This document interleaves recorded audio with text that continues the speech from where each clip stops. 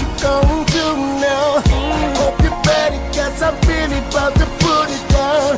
Girl, you know that I will never disrespect you. We love tomorrow, but tonight I wanna spend you.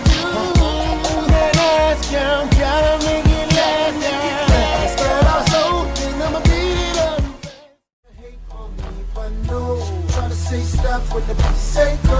There you go again, that voice is cool. Watch you make your girlfriend go. Come on, come on, come on.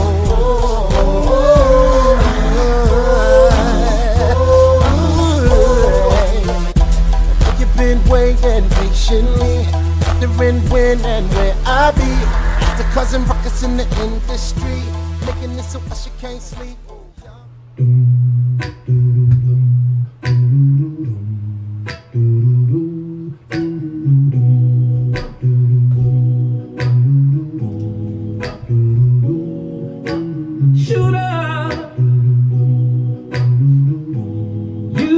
Shot me in the heart,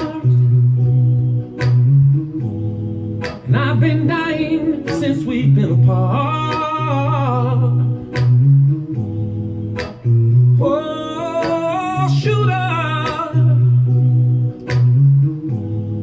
I don't think I'm gonna make it. See, I'm just as good as dead.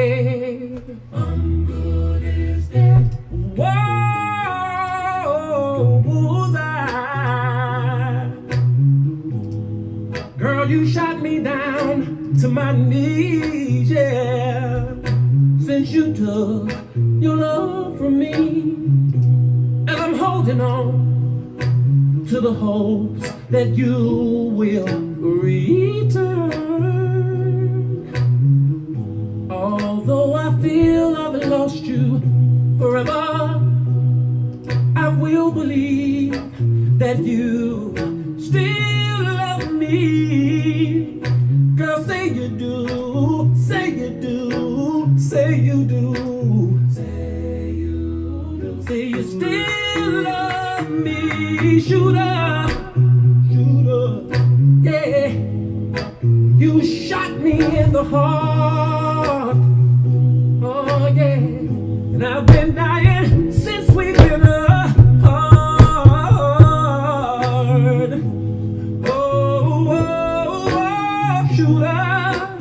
Shooter, I don't think I'm gonna make it. No, and I'm just as good as dead. Ooh, ooh, ooh. See, I neglected the fact that your love was precious, and I should have took more better care of it. And now every minute you're gone, girl, I sit here just dying alone. And I wish that I could have dodged that bullet of you leaving me. Shooter, shooter, you shot me in the heart.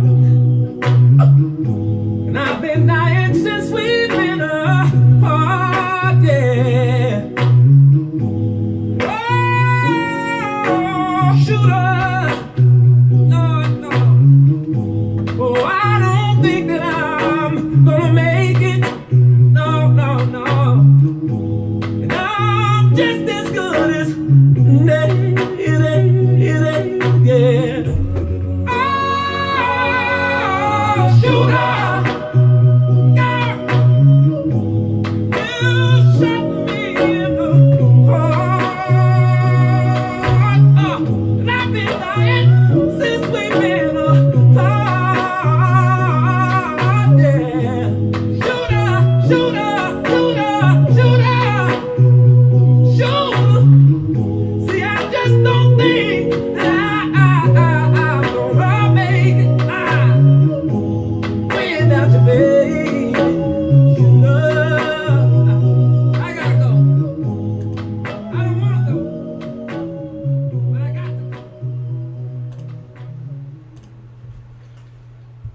right, check it.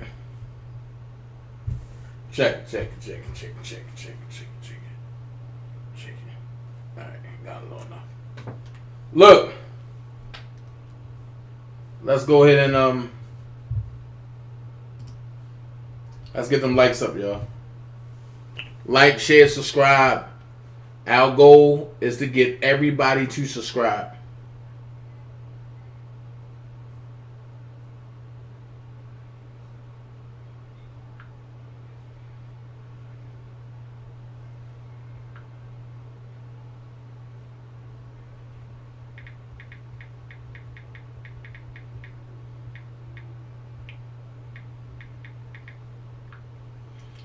We want to get everybody to subscribe. Y'all see the title? The government versus the defense for R. Kelly motions. These motions, we're going to get it in. Let's get these likes up. Oh, for the 2 people who don't like me. Oh, 2 people don't like me. 2 people don't like me. 2 people don't like me. 2 people don't like me. Okay.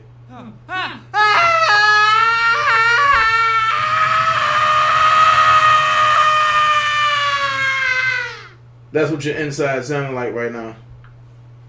He's coming back. He's back. He's about to break down the truth. Oh my God. I don't know what to do.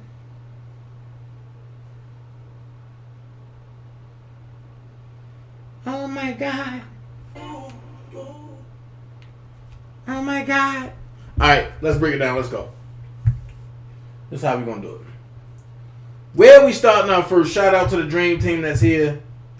Shout out to everybody that's here. Where we starting out first? Let's get it. We're going to start off with the government. The government. Which one is this? The 14th? Yeah, this is an old one. Okay. It says, Dear Judge Donnelly, the government respectfully submits this letter in further support of his motion to admit one video. Oh, this is about the video. Okay. Okay, so let's break this down. The government respectfully submits this letter in further support of its motion to admit one video recording and one audio recording, both of which show the defendant physically and verbally abusing and threatening females for the reasons set forth below, and in the government's motion to admit other acts evidence. Government motion to admit certain undercharged acts dated July the 23rd, 2021, ECF docket number 133, government motion at 28-30. The recordings should be admitted at trial. Now, let's talk a little bit.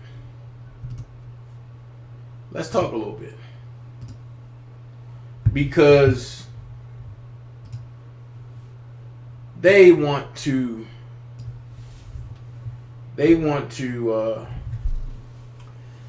to have one video and one audio. But from what people were spreading around, that it's 100 devices.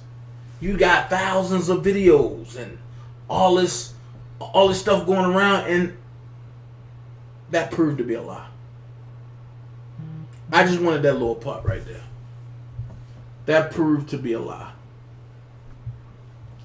So, just to give you an insight, because I was at court when they played it for that day, I'm lost, because how can you say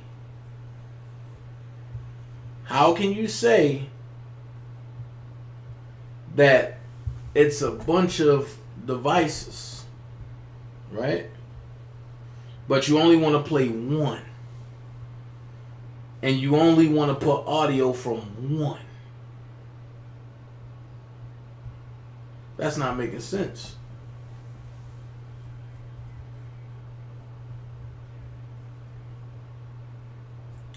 So let's go here. Let's go ahead because I want to read some more of this. Only one audio, only one video.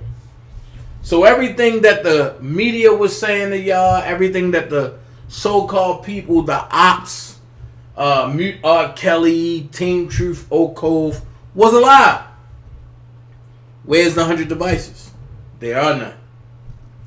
So let's go here. Let's start right here.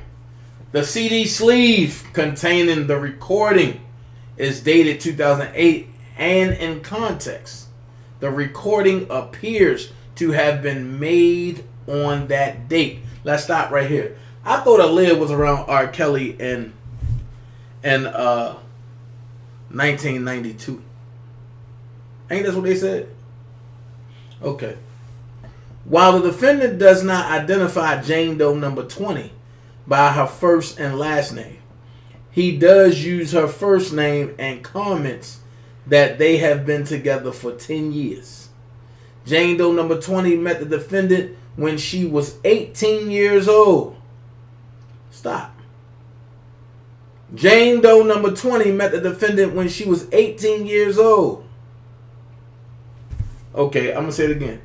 Jane Doe number 20 met the defendant when she was 18 years old.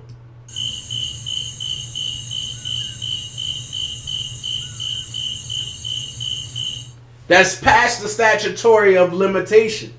That's past the legal ramifications. It's not my fault. It's not Robert's fault that Jane Doe number 20 was 18 and still a senior. Evidently, she failed. Evidently, she wanted to be around people younger than her. So is she a pedophile? Is she a rapist? Because she wanted to be around people younger than her. So let's break this totally down. Jane Doe number 20 met the defendant when she was 18 years old and a senior in high school in approximately 1999, and therefore the 2008 date appears accurate.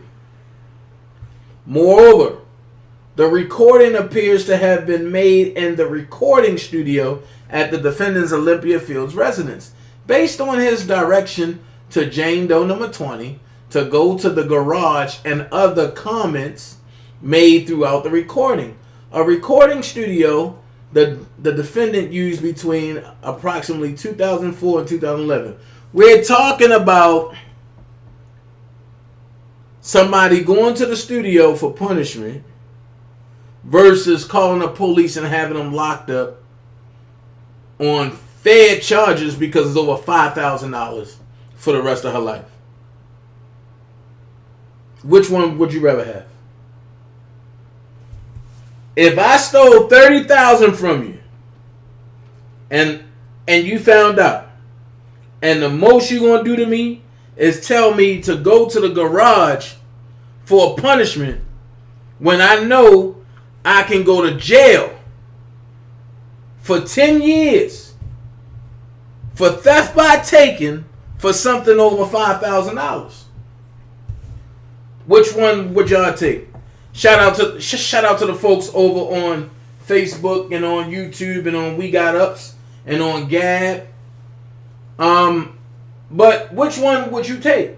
So let's go there and let's finish. Hold on, let me make this a little bigger so y'all can see, because I want y'all to be able to see it. Okay. It says the government served a trial subpoena on Jane Doe number 20 to testify as a witness at trial and plan to call her to testify tomorrow. However, the government played the audio recording for Jane Doe number 20, and Jane Doe number 20 traveled to New York to prepare for her testimony. She started to have panic attacks and appeared to have an emotional breakdown. For the sake of her mental health, the government advised Jane Doe number 20 that it would not call her as a witness at the trial. I don't believe that, because I know who Jane Doe number 20 is. I believe Jane Doe number 20 told y'all, I'm not testifying. And no matter how y'all try to make it, I'm not doing it. Thank you so much. Hey, the Jack Squad is in the building. This is how we do it.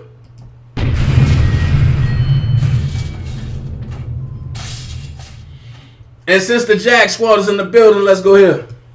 Ooh, but my body's telling me yes, baby. I don't want to hurt nobody, but there is something that I must confess.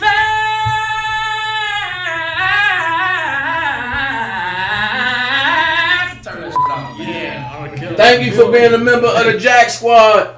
That's my membership over on YouTube. Thank you so much for being a member of the Jack Squad. And everybody that's a member, what's up though? What it do? I appreciate you so much. So let's go ahead. To remake the video and do what the F I tell you to do, and you're going to do it effing right. At the end of the recording, the defendant directed Jane Doe number 20 to go to his garage and stay there until he directed her to come out. He told her that she could not make any calls other than to him and the studio. The defendant also made several admissions during the recording, including that he and Jane Doe number 20 had been together for 10 years and that he raised her. Okay, now you're taking that out of context. Been together. That don't mean they've been sexually together. That don't mean that they have been seeing each other. She could have been in his company for 10 years. Come on, man, stop. And when Woody Allen said, y'all don't understand, me and my wife been together for 10 years. Do y'all realize that he raised her as from an orphanage, and then when she turned 18, he married her? Make this make sense. Where is the outrage for Woody Allen? For the people who's legitly breaking laws, where is the outrage at? Until I start seeing that, y'all can miss me with it. And for all the people that was on a R. Kelly hate train, now y'all see that these people has been lying from the jump. Now what? Now what? So let's go ahead. At the very end of the recording, after several minutes of silence, the defendant's engineers can be overheard saying that they would have strip searched her.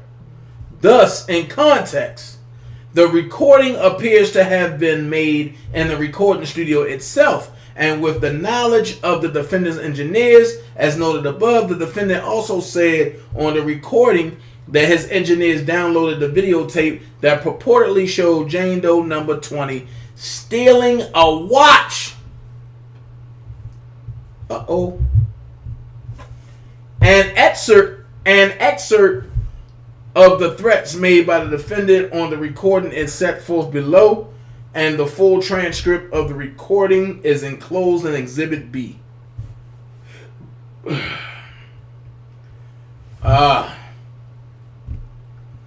Here he is. There's only one way we're going to get rid of this. For me to trust your A again. You're going to do the F. You're going to do the F I tell you to do. When you made the effing tape for me, I looked at the sugar honey iced tea. You was hiding your effing face all over that sugar honey iced tea because you didn't want to be seen. I told you to effing trust me.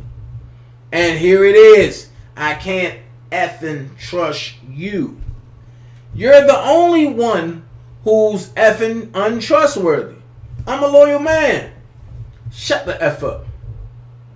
You're going to do that sugar honey iced tea for me for effing free.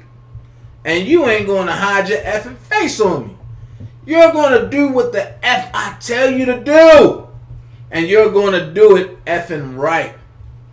Then I'm going to gain your effing trust back with your ASS. If I even detect you trying to hide on that sugar honey iced tea, I'm going to blow this sugar honey iced tea the F up. Do you hear this? Sugar honey iced tea, I'm telling you. I effing raised your assets. I raised you. You are effing murdered for doing sugar honey iced tea like this. Shut up. Shut the F up. You're going to do this as right. You're going to gain my effing trust because you effing owe me that. You hear me? You understand me? You're going to do what the F I tell you to do to gain my mother effing trust. You better not even in my mother effing life take from me again, or I will be in Florida, and something will happen to you. You understand what I'm telling you? Now you go to that effing garage, you chill there until you hear from me. You understand me?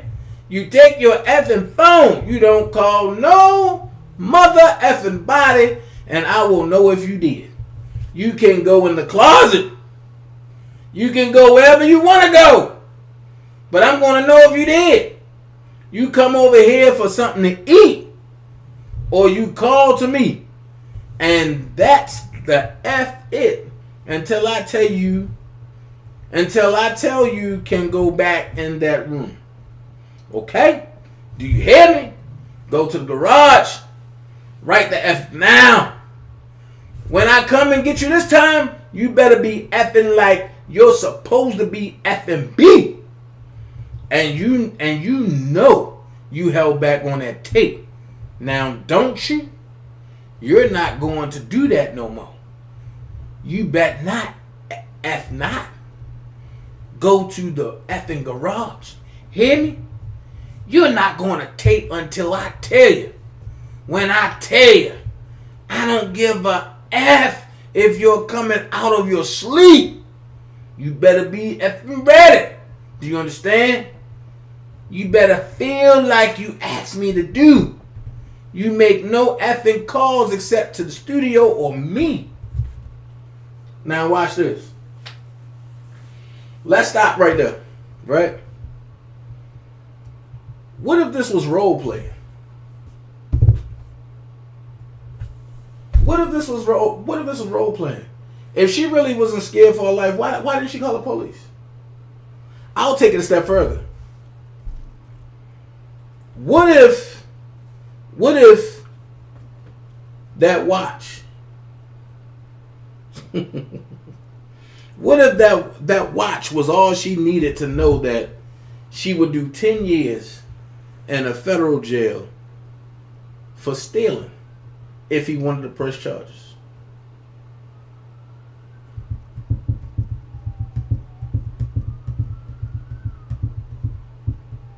You know what I'm saying? So you have all of this, you have all that.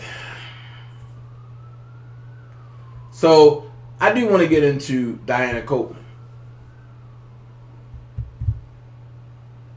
So it says the recordings are also admissible to rebut testimony elicited by the defendant on cross-examination and arguments that defendant has already made and will continue to make regarding both the government's witness and the nature of the proof in the case. For example, in an apparent attempt to support an argument that the government witnesses are lying about abuse inflicted on them by the defendant elicited testimony from former employee Diana Copeland about the purported respect afforded by the defendant towards females and attempted to paint the defendant as a generous and loving boyfriend. For example, cross-examination of Diana Copeland. Defense counsel elicited that the defendant stood up when females, including his girlfriends, entered the room and opened doors for females. Question, okay, but when his girlfriends came into the room, he stood up. Am I correct? That's correct. In fact, when you came into the room, he stood up. Am I correct? That's correct. And in fact, he would stand up anytime a female came into the room. Am I correct? That's correct. And he would open the door for any female. Am I correct? That's correct. It wasn't just his girlfriends. Am I correct? That's correct. Now, and he hired personal assistants to make sure that the needs and the wants of his girlfriends were attended to. Am I correct? That's correct. Let's stop right there. Here's the problem. Hugh Hefner had girlfriends. Robert have girlfriends with an S.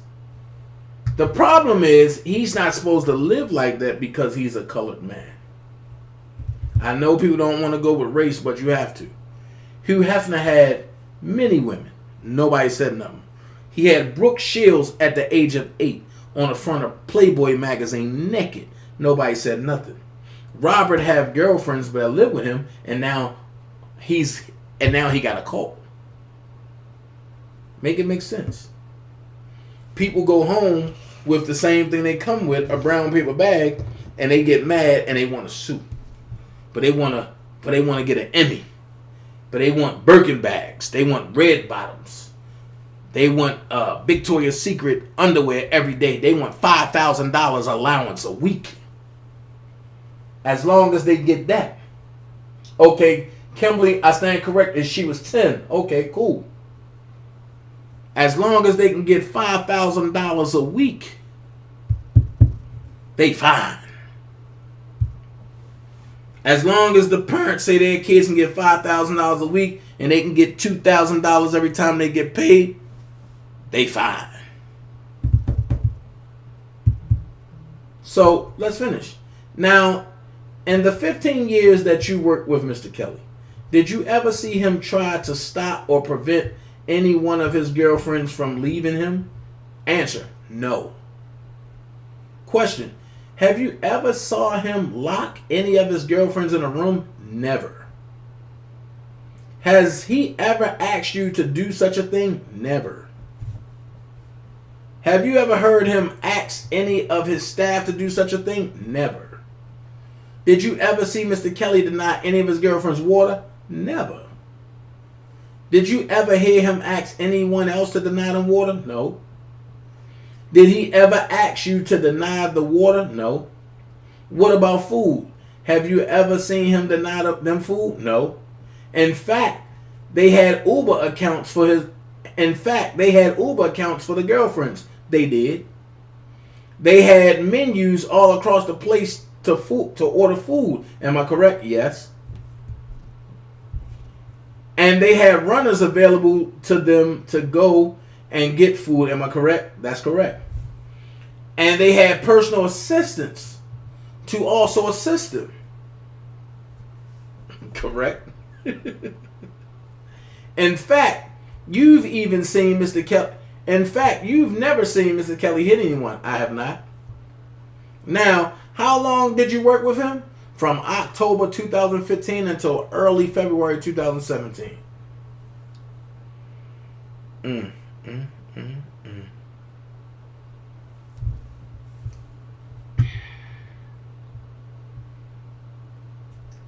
With getting food, water, drink, shopping, anything of those things, am I correct? That is correct. You did not see anyone in Mr. Kelly's employment do any of those things in terms of denying women food, water, drinks. Nope. Never saw anyone locked in a room. Never. Wow. Question. You ever received any calls at the front desk that said that they wanted to leave and they weren't allowed to? Correct? There's been times where there's people that wanted to leave and they couldn't because either they couldn't get a ride or we couldn't get a hold of Rob. Wow. So let's see what this motion is right here. Let's see what this one's talking about. Dear Judge Donnelly, the defense submits this letter motion seeking an amendment of the proposed jury instructions. The defense recognizes that the court directed the parties to submit joint proposed instructions. However, after a review of the testimony elicited at trial, the defense submits the proposed amendments are required. Request number 16, Racketeering Act 1. With respect to the Illinois statute of robbery, the proposed instruction currently. Illinois Criminal Code, Section 533-1A provides an pertinent part that a person commits robbery when with intent to influence the performance of any act related to the employment and function of any public officer or public employee. He promises or tenders to that person any property which he is not authorized by the law. The government must prove beyond a reasonable doubt each of the following elements. First, that the person the defendant sought to influence was a public officer or a public employee. Second, that the defendant caused another person to promise or tender property to the person the defendant sought to influence. And third, the defendant did so with the intent to influence the performance of any act related to that person's employment or function as a public officer or public employee. However, the pattern jury instructions given by Illinois courts provided. Pattern jury instruction criminal 21-11. 21-11 definition of robbery. Official. A person commits the offense of robbery when he promises or tenders any property, personal advantage to a public officer, public employee, juror, witness, with intent to influence the performance of any act related to the officer's, employees, jurors, witnesses, employment, or function. So I got a question. When did Robert bribe anybody? Or promises or tenders any property, personal advantage, to one whom he believes to be a public officer, public employee, juror, witness, with intent to influence the performance of any act related to the employment or function of a public officer, public employee, juror, or witness. Or promises or tenders any property, personal advantage, to another person with intent to cause the other person to influence the performance of any act related to the employment or function of a public officer, public employee, juror, or witness. Or receives, retains, agrees to accept any property, personal advantage, knowing that the property, personal advantage, was tendered, promised, with intent to cause him to influence the performance of any act related to the employment or function of a public officer, public employee, juror, or witness. Or solicits, receives, retains, agrees to accept and any property, personal advantage, pursuant to an understanding that he shall and properly attempt to influence the performance of any act related to the employment or function of a public officer, public employee, juror, witness. The term public officer means a person who is elected to office pursuant to statute to discharge a public duty for any political subdivision of the state. The term public officer means a person who is appointed to an office which is established and the qualifications and duties of which are prescribed by statute to discharge a public duty for any political subdivision of the state. The term public employee is a person who is authorized to perform an official function on behalf of and is paid by any political subdivision of the state. The term tender means any delivery or proffer made with the requisite intent. So who did that? Then they got the issues in bribery. Okay. At the instant trial, the government called Demetrius Smith regarding a bribery charge. On direct, Mr. Smith testified that he alone offered money to another person, that Mr. Kelly was not present when he discussed anything about money, and that he received the money from another person and not Mr. Kelly. We know who that was, Barry Hankerson.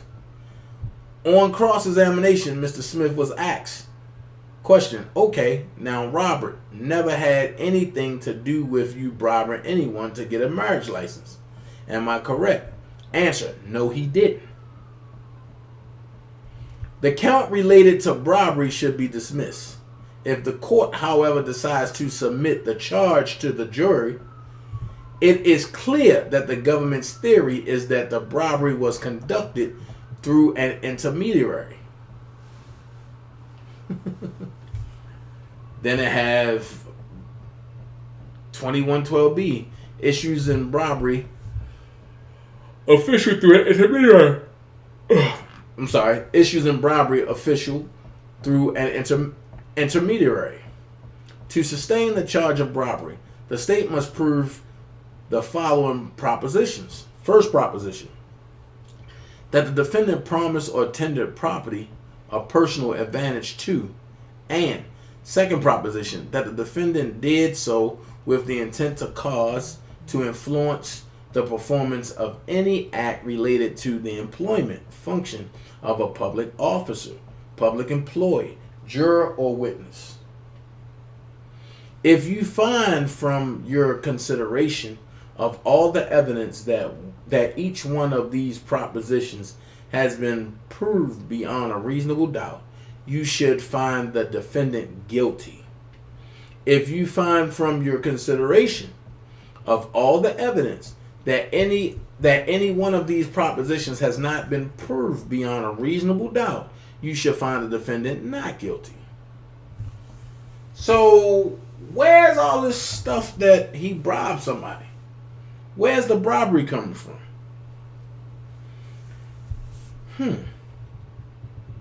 As illustrated by the Illinois pattern jury instruction, there are only two propositions. The proposed instruction would improperly provide three propositions. However, as demonstrated above, in any scenario, the defendant would have to tender property directly to the person bribed, 21.12, or tender property to the person, a third person, with the intent to cause the third person to influence the official act. The second part of the proposed instruction in this case currently reads, second, the defendant caused another person to promise or tender property to the person the defendant sought to influence. And however, that is not a proper reading of the statute, nor would it appear to be an instruction that would be given pursuant to the pattern instruction.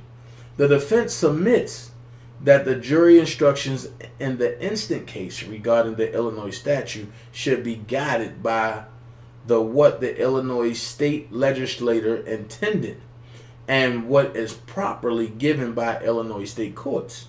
The defense respectfully requests that the instruction be amended so that it reads that the defendant either promised or tendered property to the official actor, or promised or tendered property to a person so that he or she could influence the official actor. Whew. California Health and Safety Code 120290. With respect to California Health and Safety Code 120290, the proposed instruction currently reads, the government must prove beyond a reasonable doubt, first, that the defendant knew that he was afflicted with any contagious, infectious, and communicable disease. Second, the defendant exposed himself to Jane Doe number 5 by engaging in unprotected sexual activity with Jane Doe number 5.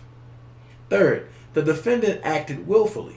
And fourth, that the defendant did not inform Jane Doe number 5 that he had a contagious, infectious, and communicable disease to obtain her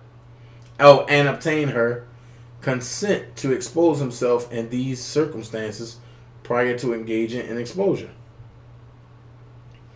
However, the text of the statute actually provides A1.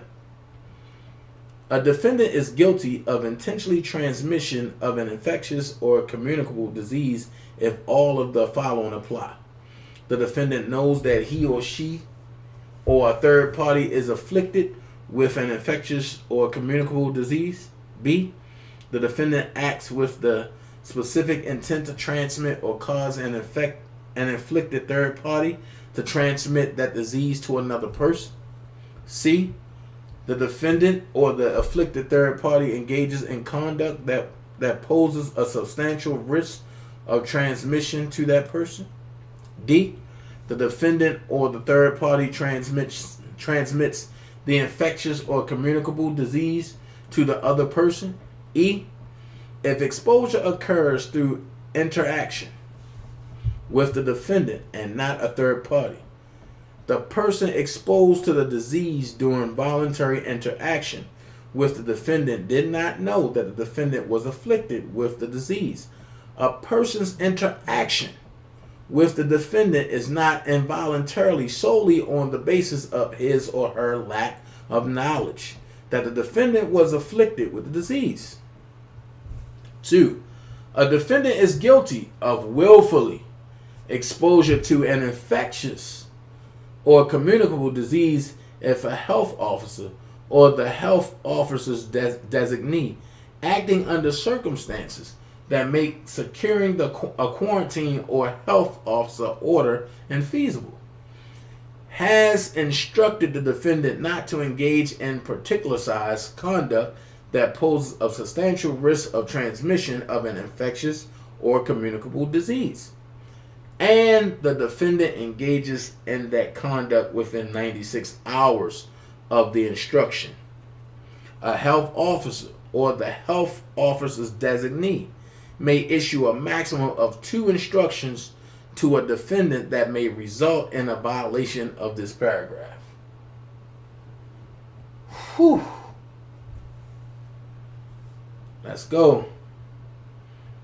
The defendant does not act with the intent required pursuant to subparagraph B or paragraph 1 of subdivision A if the defendant takes or attempts to take practical means to prevent transmission. Failure to take practical means to prevent transmission alone is insufficient to prove the intent required pursuant to subparagraph B or paragraph 1 of subdivision A. Becoming pregnant while infected with an infectious or communicable disease containing a pregnancy while infected with an infectious or communicable disease or declining treatment for an infectious or communicable disease during pregnancy does not constitute a crime for purposes of this section. E. For purposes of this section, the following definitions shall apply. 1. Conduct that poses a substantial risk of transmission means an activity that has a reasonable probability of disease transmission as proven by competent medical and epidemiological evidence.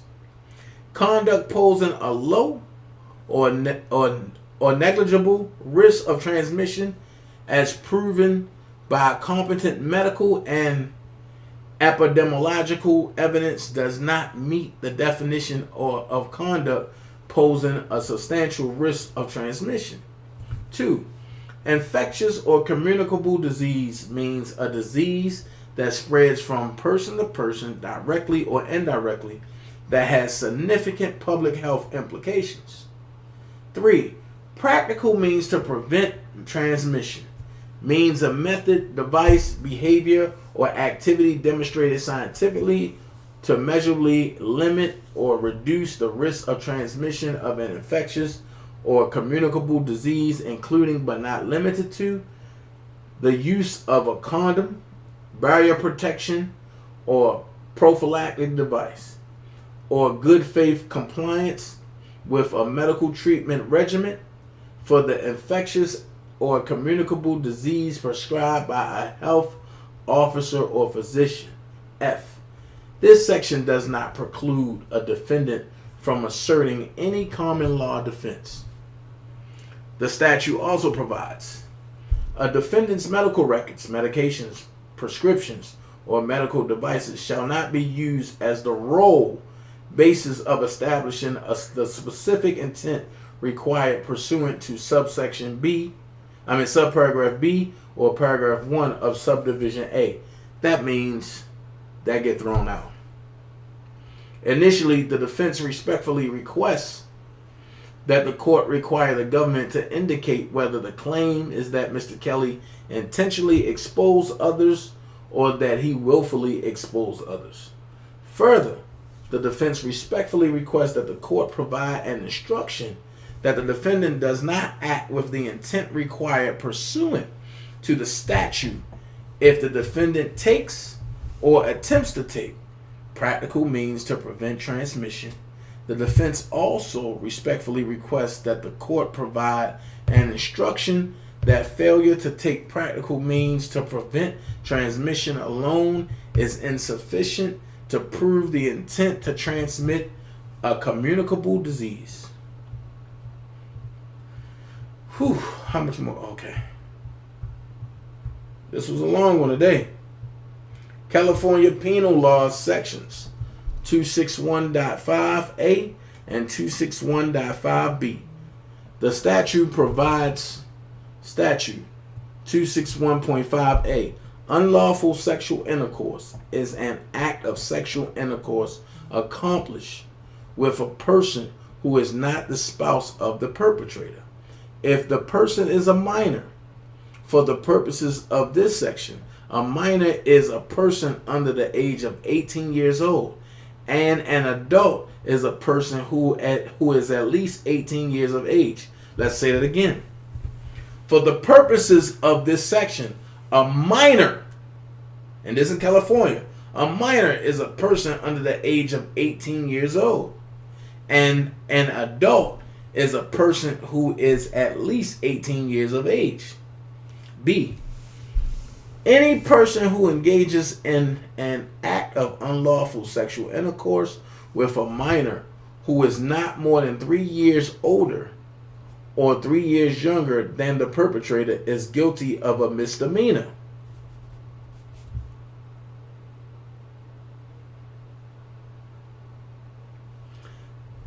Any person who engages in an act of unlawful sexual intercourse with a minor who is not more than 3 years older or 3 years younger than the perpetrator is guilty of a misdemeanor.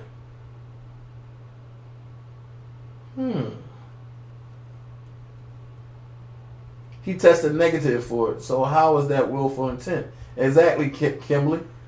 They sure don't say anything about Charlie Sheen. Facts. The defense respectfully requests that the court provide the following instruction. Mistake of fact.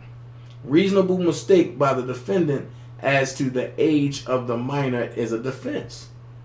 This defense applies if the defendant held a reasonable belief that the minor was at least 18 years old at the time of the sexual intercourse. That kills Geronda right there. Authority, People versus Hernandez. Oh boy, this case law is long.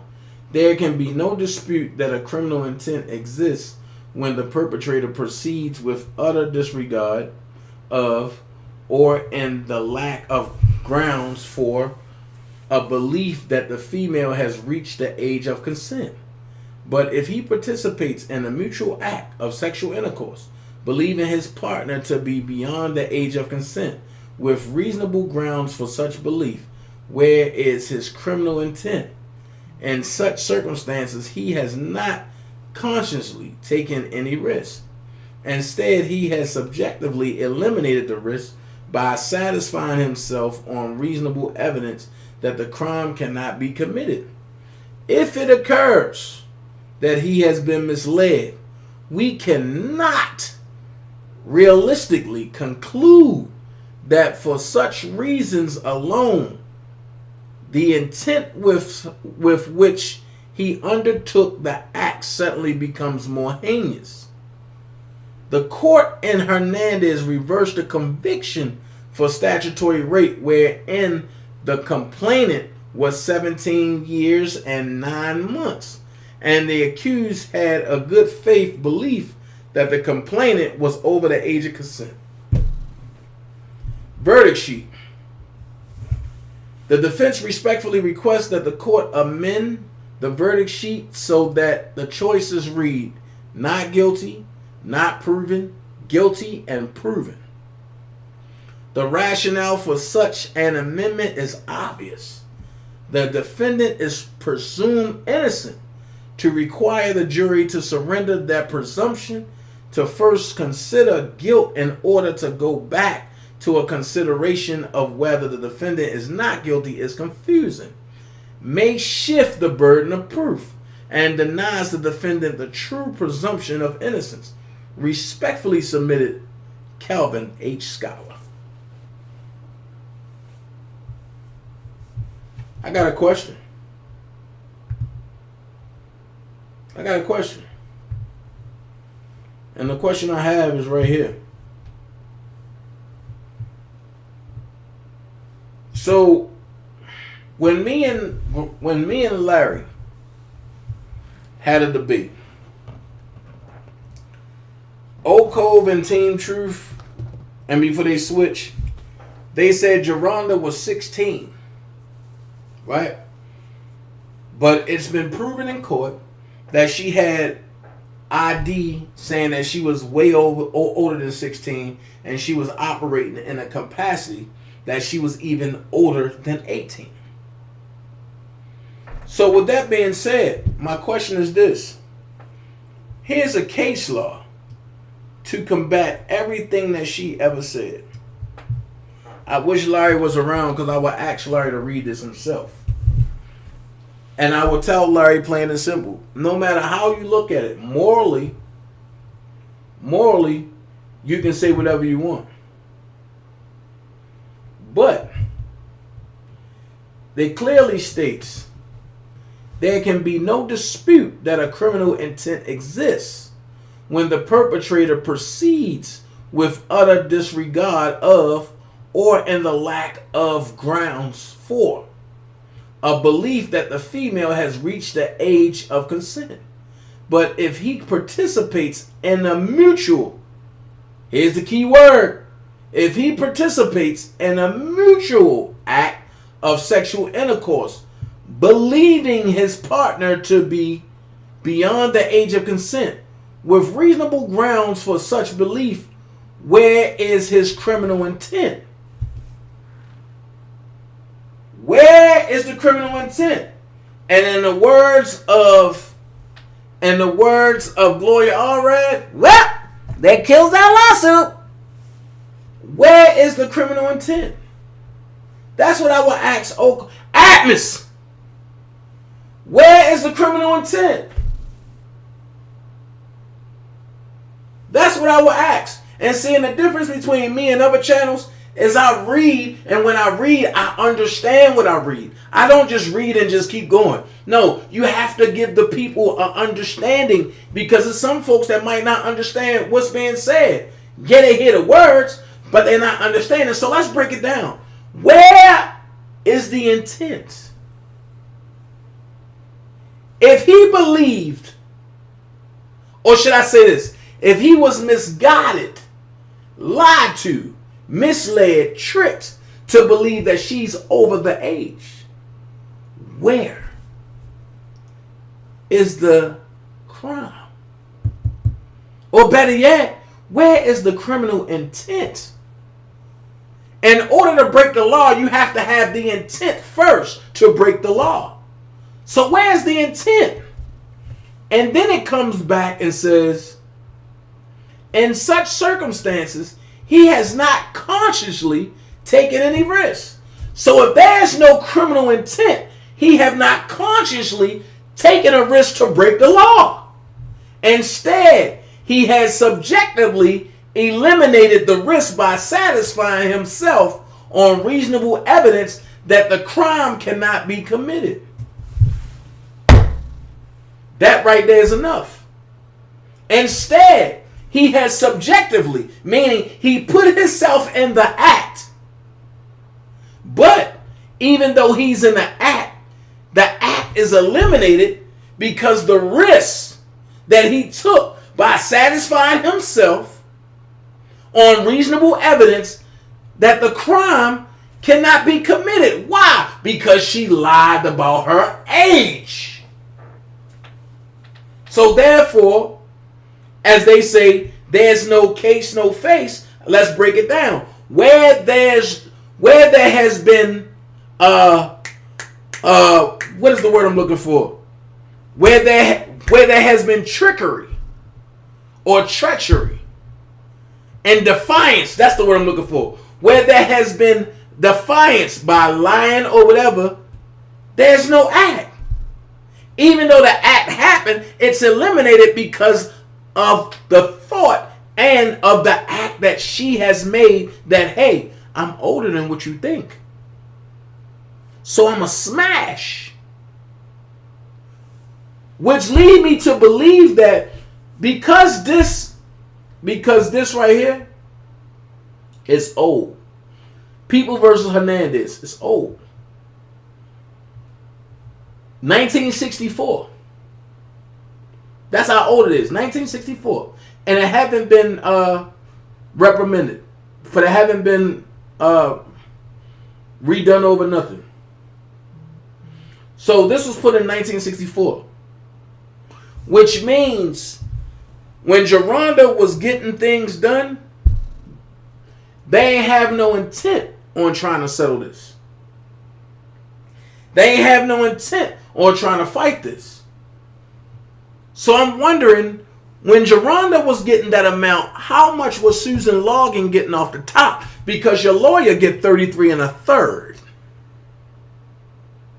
So if your lawyer get 33 1/3 of what you settle for, and if Rob don't know what he settled for because Daryl McDavid was handling it, then guess what? Daryl didn't just get a cut, but Susan got a cut. So now we're looking at extortion. So if we're going to extort the man, we all got to make sure none of us get caught. So here's what I believe happened. When they came up with this elaborate scheme to set Robert up, they didn't know that the probe was going to go deep into them as well.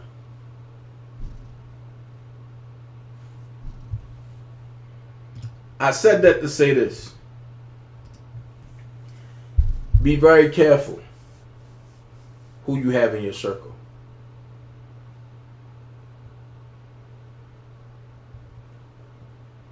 Be very careful who you have in your circle.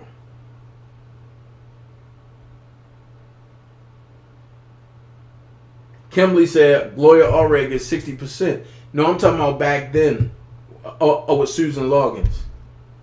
I don't know how much Gloria get now, but if she gets 60%, that's highway robbery. Because the most a lawyer's supposed to get is 33 1/3. It can be negotiated down, but it's not supposed to go over 33 1/3. Patricia Martin said Rob was nothing but a sugar daddy. Oh my God. Y'all crazy. They should have made her come to court. White privilege is a mother. Yeah, Ashley. And also she was saying that her mom is sick and she taking care of her mom. And yeah, but I still say they should have locked her up.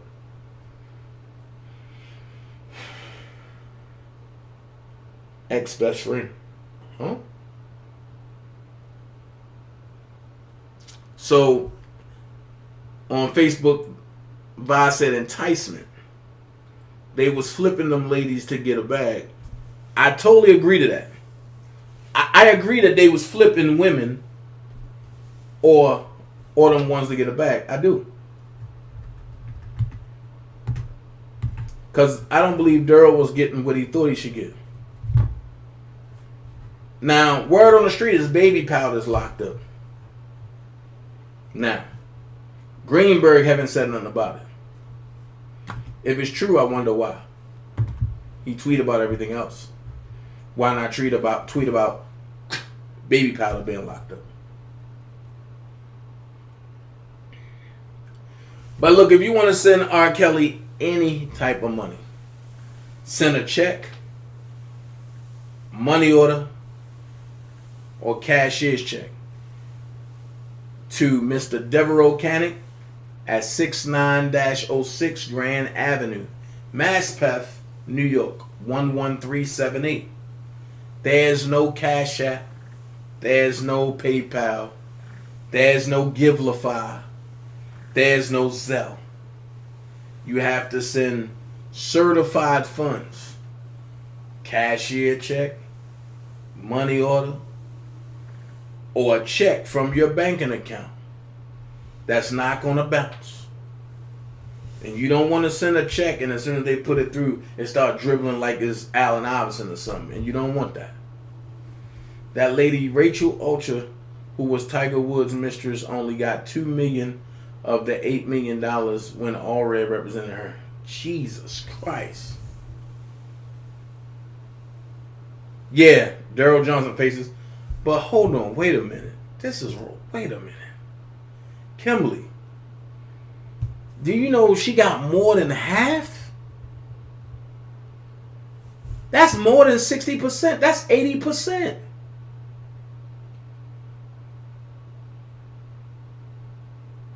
That's 80%. God. Phew.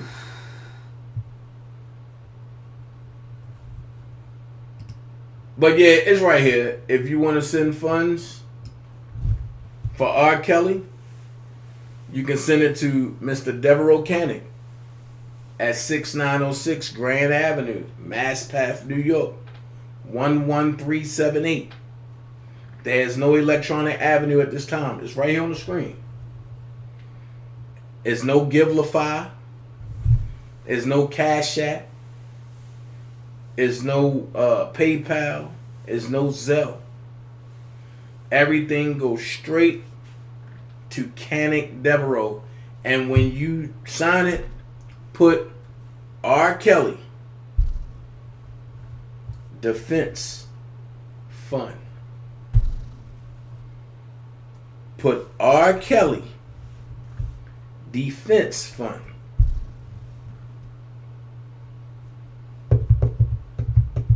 And send it to Mr. Devereaux Canick. So Patricia Martin is right down the screen. J-Rock said, can the defense still subpoena Susan Loggins since it is now calling their witness? But she wouldn't be a witness for the defense. She's against Robert.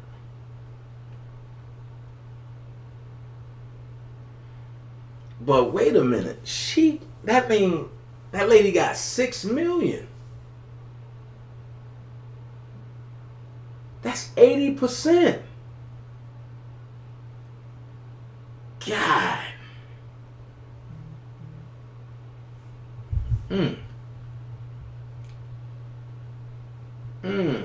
Israel, I'm saying the same thing. What happened to the other $6 million?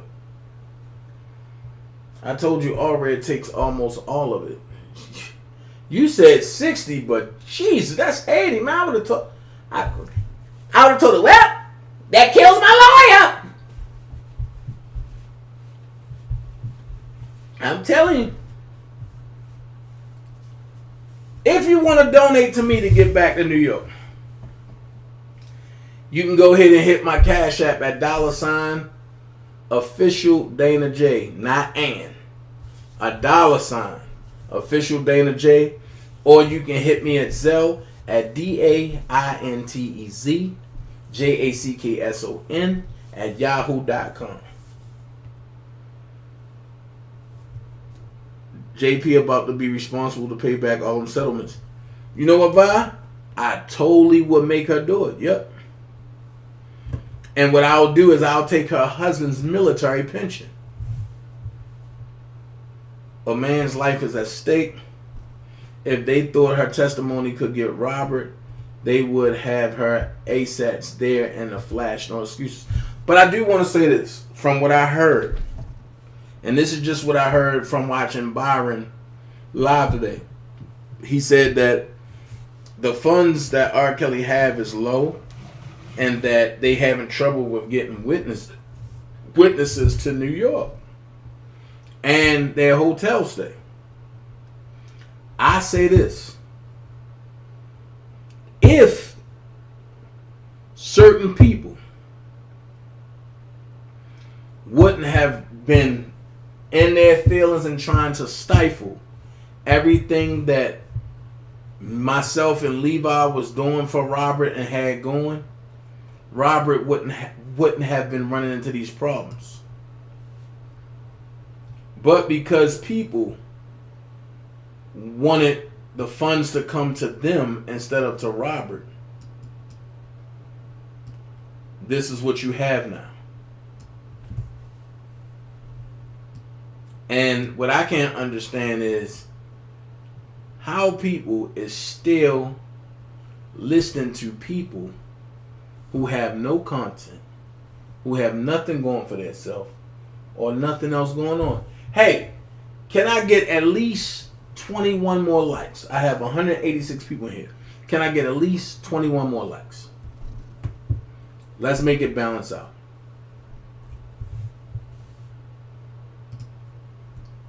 JP about to be responsible. That's right. All them settlements, you're right. The therapists and investigators, etc., have to be paid out of the settlement. Facts. Facts, but that's a lot. Hey, Miss Shirley.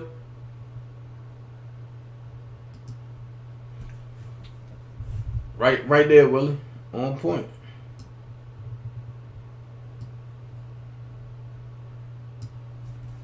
We can go there. If y'all want the Dream Team CEO back in New York, Cash App, $ official DanaJay, ZELLE, daintezjackson at yahoo.com, or hit up the tip jar. Yeah, but I ain't even put the tip jar up today. So that means that you got to go on to the main page and hit that tip jar sign. It looked like a little T, a little bit.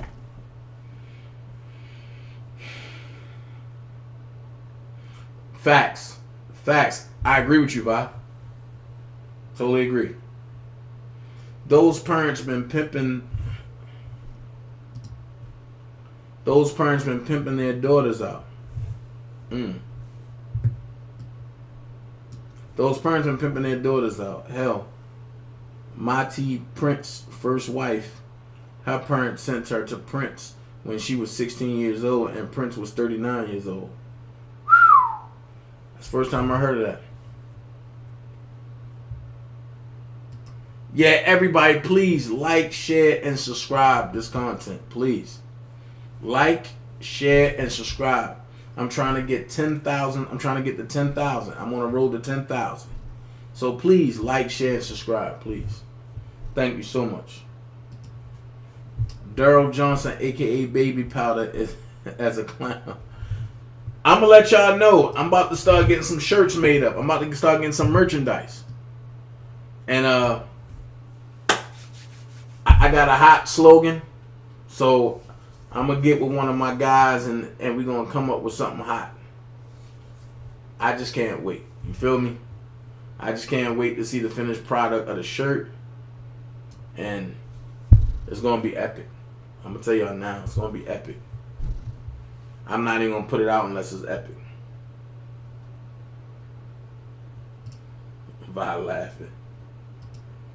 I think she charges a lot for her publicity services on top of the legal fees. But golly, 80%? That's highway robbery. There goes my lawsuit. Don't tell them how much I'm getting paid, Kimberly. She should have brought her a new walk with that $6 million. Don't tell them, Kimberly, how much I'm getting paid. These civil lawyers be scamming their clients. Yeah. Seems like the government making up stuff trying to convict R. Kelly, trying everything. Yeah, Corey, but they got to throw it out. Whatever you do, don't mention the Prince situation. I don't know too much about that. So that'd be weird for me to mention it because I don't know too much about it. Susan Loggins may be against Robert, but what would that cross be like? But you know, the cross wouldn't come from Cannon. The cross will come from the federal government.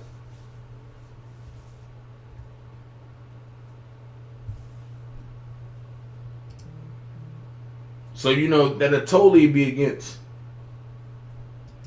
Miss Muffin said, "Damn, had it good. The bad ones always messing it up for the good ones." Man, they was getting $5,000 a month.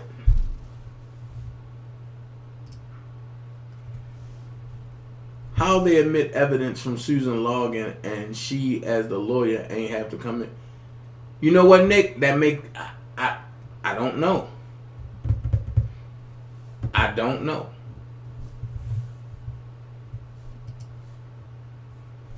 Okay.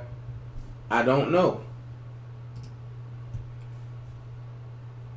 Dana, they still telling folks to send money on his books.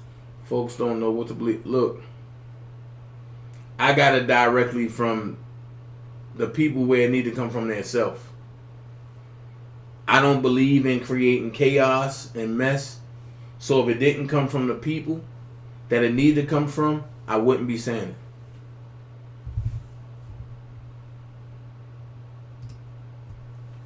Come, y'all, let's donate to get DanaJay back to New York. Hit his Cash App, tip jar. By Susan not turning those alleged victims over to the police clearly shows extortion. Facts. Facts. Bro, you still have the intelligence that most don't. I like the let me bring you back to this joint you've been doing lately. Facts, man. I have to. And I appreciate it, Nick. Send all funds for R. Kelly to Mr. Devereaux Cannon at 69-06 Grand Avenue, Mass Path, New York, 11378. No electronic Ave. Thank you so much, Willie. So thank you so much. Paul Davis said about time. Don't bring my baby Prince into this. Uh-oh. Hit the like button. I appreciate everybody. Say no to powder, especially if it's made by Johnson. You stupid. You stupid. The birds are chirping. Yo, I'm gonna make that into a sound. Watch. I'm gonna make that into a sound joint. It's going to say free Rob. I don't know what you're talking about. Ava Felony took all of his clients' money and didn't give them any at all. Ronell, what's up? What up, Dennis? Because they're crooks. Dana, are you planning something for the verdict reading or before that? I surely am, Shay. Get out my head, Shay. I surely am. Free R. Kelly and let him come home. Yeah. Call Thomas. Okay. If Rob need money and you his mans, why ask to send you to New York instead of letting him get every last dollar? You at New York not going to help or change anything in the case. Just saying. Well, here's the thing, Carl. At the end of the day, only thing I can do is ask. For me and for Robert. It's been so much chaos with the haters. I don't force nobody to do anything. But when I'm in New York, I'm reporting of what's going on. I don't rely on other people.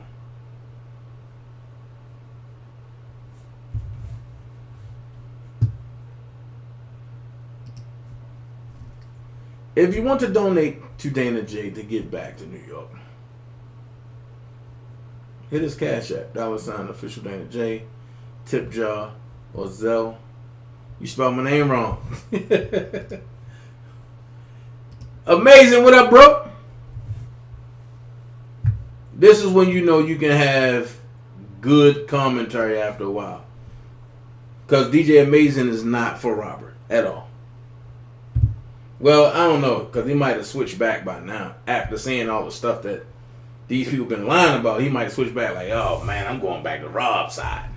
It's like, nah, I don't know, man. But DJ Amazing is a good guy outside of all this. He's a real good guy. Sugar Honey Iced Tea. Dana. Yeah, you know I can't cuss on here, man. You know how I get. You know how I get. See, that's why I said don't mention Prince, because them Prince fans jump on you heavy. It gets ugly. Oh, Prince got a fan base like that? Is it true Daryl Johnson went down? Why? And also, Dana, give your thoughts thus far on Kel's case, what they proved in heaven. But I'm going to break it down to you, Nick. I heard that he got booked. I don't know. I'm waiting for his boss, Greenberg, to post something, but I don't know. I will try to look and see if Daryl Johnson has got locked up. If so, I will post it here. And my thoughts on Kel's case. I think that he's coming home like Wednesday. I think this is going to be done Wednesday of next week. If it's true that the defense got 6 witnesses, that's going to take the rest of the week, and that's it. If that. And the government tries to be long-winded, and they try to be real fast talking, so it's like, and you really got to listen into what they saying. But I believe that Rob is coming home. The Chicago case has been vacated, but then they put up another case, and they put Daryl McDavid and June Brown. They are off the case, and they just put Robert up there. I'm not understanding that at all. So, trust me, as I get it day by day, I'll be breaking it down and giving it more. Oh, I'm talking about those shirts. No, not my shirts. My shirt's going to say something else. Hey, Dana in chat. Hey, Mona! But yeah, I'm going to have some shirts. It's going to be some merchandise. It's going to have my face on it. Y'all, trust me, it's going to be hot. It's going to be hot. But I'm going to have, but I'm doing shirts. I'm doing socks. And I want to do shorts. And I want to do something for the ladies. So I want to do like halter tank tops for the ladies. And I want to do like boy shorts for the ladies. That's what I want to do. I don't want to copy nobody else's style, but yeah. All sugar, honey, iced tea. Oh, hush. Hey, Mona, yeah. I believe the prosecution witness did so bad on the stand, they helped release those chains off Kel. Well, that's true too, but they don't have to. They don't have to worry about it. I mean, it's like God is in control of that, bro. And I ain't gonna lie to you.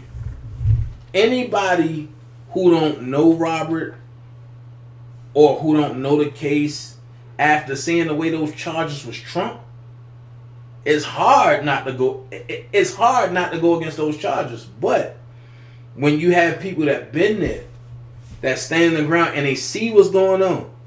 Now watch this. I gave y'all a deadline of when? September the what? 15th, right? Okay. So, watch this. It's ironic that now the government rests their case. The government rests their case. But it's past the what? Deadline. They could have been rest their case. But why help this man get his masters and become the most powerful man in the world? Why not push it past that date and then rest your case? And you got to look at what's going on. Cool, amazing, hit me, bro. I got the same number. Oh, you want to talk on my live? I mean, hey. I wish you would have said something. I mean, ooh. Because I don't got no, what you calling right now?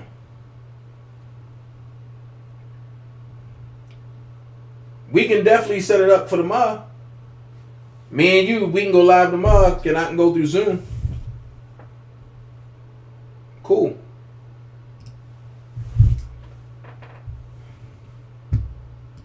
Let me see what Stephanie said. Dana needs to be there so the people can get the real truth out.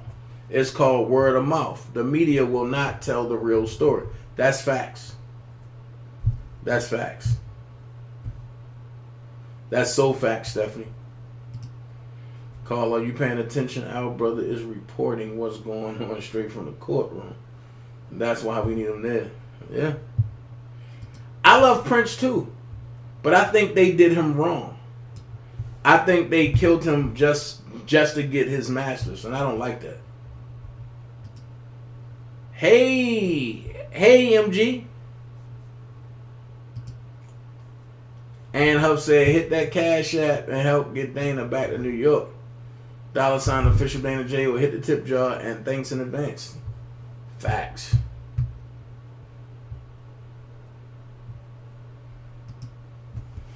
Was our Kelly's enterprise working out of New York? I don't know. I don't know what you mean by that, Dennis. What you mean by that?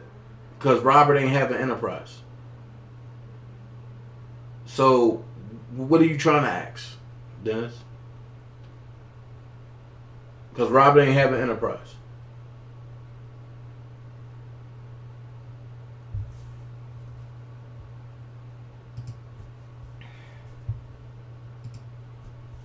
Hit the like button, share, and subscribe. Facts, I totally agree. Hold on.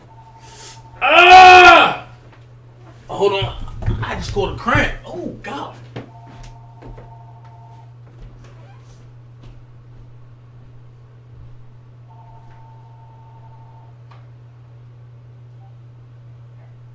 Yo, you live on the DanaJay show? Yeah, what's up, man? It's DJ Mason, bro. Oh, what's going on, bro? Man, I wanted to ask you. I know you're still live, huh? Yeah, I'm still live. Okay. Let me ask you your opinion. I'm gonna get serious for a minute. Okay. So, what is your opinion about this whole case? I've been reading all of the transits. I've been reading up on everything, and I've been at this point. I will be real about it. I am 50-50 on the fence and 50 on. I really don't know which way to go, to be honest. But what is your honest opinion of this whole case?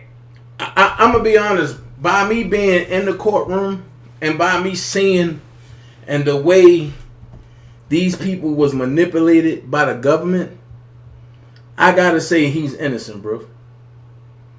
And that's beyond reasonable shadow of doubt, bro. But based off of what fact? Huh?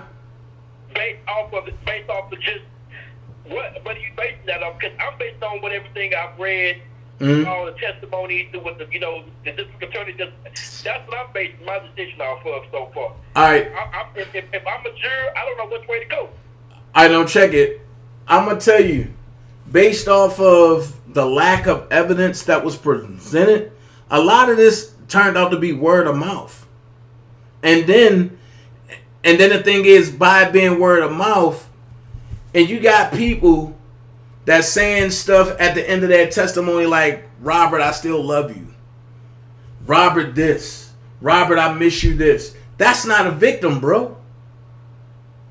That's not a victim. A victim is able to look their victimizer in the face and say, I want you to die. Or I'm still going to pray for you. But they're not going to sit there and say, I still love you, or I just said this, or I just did this, or we planned this 5 years. No. Like, yo, this is somebody's life. If he did something like that, then okay, he's supposed to get what he's supposed to get. But okay, hold it right there. Okay. What about the semen on the shirt? That's why I'm on the fence. The semen on the shirt is what got me wanting to say they guilty. That's what got me on the fence. Through all the hour testimony I've heard, it's the semen on the shirt that got me on the fence. All right, now watch this. Like I tried to tell Diva, a lot of that from Geronda was redacted, and they did say that they had the semen on the shirt or whatever, right? But I wonder why they didn't put in the transcript who the semen is from. Now, I'm going to say this. In court, they didn't tell who the semen is from. And the semen specialist said it was semen on the shirt. It is semen on the shirt, but it's coming back inconclusive. You can't tell who it's from. And immediately the government got away from it. Yeah, I saw that, but it still doesn't recruit who they say. You know, well, they didn't say directly from Rob that the shirt came from, but they did say, you know, the shirt fits this description. Watch this. The fur. Okay, watch this. But the shirt fits his description, right? Let me bring it to you. Let me bring it to you this way. You in Atlanta, me and you hanging out. Somebody that fits your description rapes a young lady in that, matter of fact, in the state that you at. Look like you, fit your description, fit your bill. You're in Atlanta chilling though. When you get back home, they lock you up and say you fit the description. Is that fair to you? Hell no, that ain't fair to me. Same thing go for Robert. Me out of Atlanta. Same thing go for Robert. No, because that's different than we talking about semen on the shirt. They didn't find my semen on the shirt. They said I fit the description. But then watch this. I go to court. Watch this. Once again, they found semen on the shirt, but they couldn't tell who it came from because it was inconclusive. So we don't know who the semen came from. Well, the way they painted the picture is that it came from Mr. Keller. I'm going to put a little bit of respect on the man's name. The only reason I'm going to put a little respect on the man's name because all these other women, older women, a lot of these women are older. They was doing, and they knew what they was getting into. I can't sit here and say that these women, you know, were young and stupid, and you know they can be mind fuckers. Excuse my friend, they can be mind fuckers. I don't believe that. Right. I'm gonna say, you know, these women knew what they was getting into. They was going on shopping spree, but I still go back to what I just said though. That shirt's what got me on the fence. Like, if I'm mature, I don't know which way I'm leaning. Watch this though. Here's the thing. The semen came back inconclusive, so we don't know if it's his or not, right? Now we got to look at actions. Okay. We all was thinking that Geronda had one fake ID, right? She had 3. And on top of that, she changed not just any kind of ID. She changed the number on a government official given ID from the DMV. Correct. So if she was that clever to do that, first thing. Second thing is she broke into his house. We ain't know that. I thought Bubba let her in.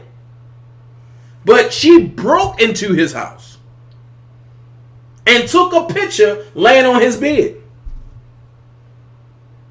Because she was a crazy fan. Like I say, I can't sit here and say what did and didn't happen. What I see is what I see.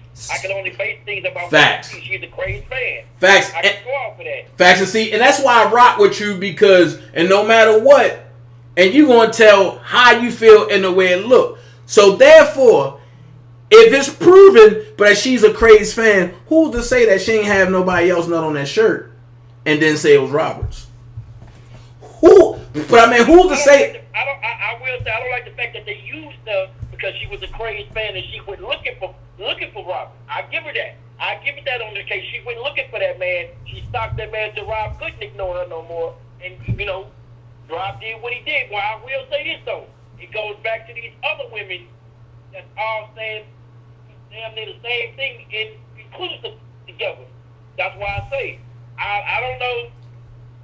Jurors on swing. 1 or 2 of them jurors liable to say not guilty and get a hung jury. But on the other end of that, you got the rest of the jurors that's gonna, you know, find them guilty. Like I said, before the semen came, I already said, you know, I was already on the fence. But when the shirt came, I was leaning towards guilty. But like I say, at this point, it could go either way. I hate to be the one who said it, because like I said, you know, I'm not for him. Right. There's no hidden secret. Ever since I had my little conversation with, you know, Mr. Clapp. Like I said, it's no hidden secret. I had a conversation with him. Right. I was like I say, you know that. I Right. don't have to hide that. You know that already. Right. I had conversations with him. let me ask you a question. But can you see the screen right now? Yeah, I'm looking at you. Yeah. I'm gonna put something on here just for you. Tell me the first thing that come to your mind.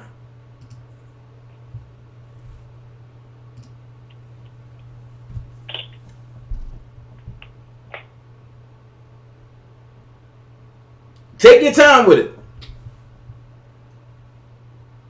Hold on, give me 1 second. I'm looking at it from my iPad, so hold on. I got Take. iPad. But you can tell me what's on it for now, so I pull it up on my iPad. Right. Take your time.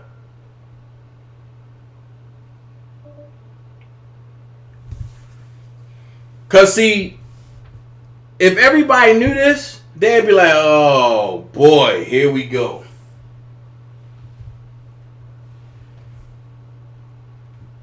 And the only way I knew about this is because I was trying to get down with her acting firm, and then she told me it'd be a conflict of interest, but she never told me why.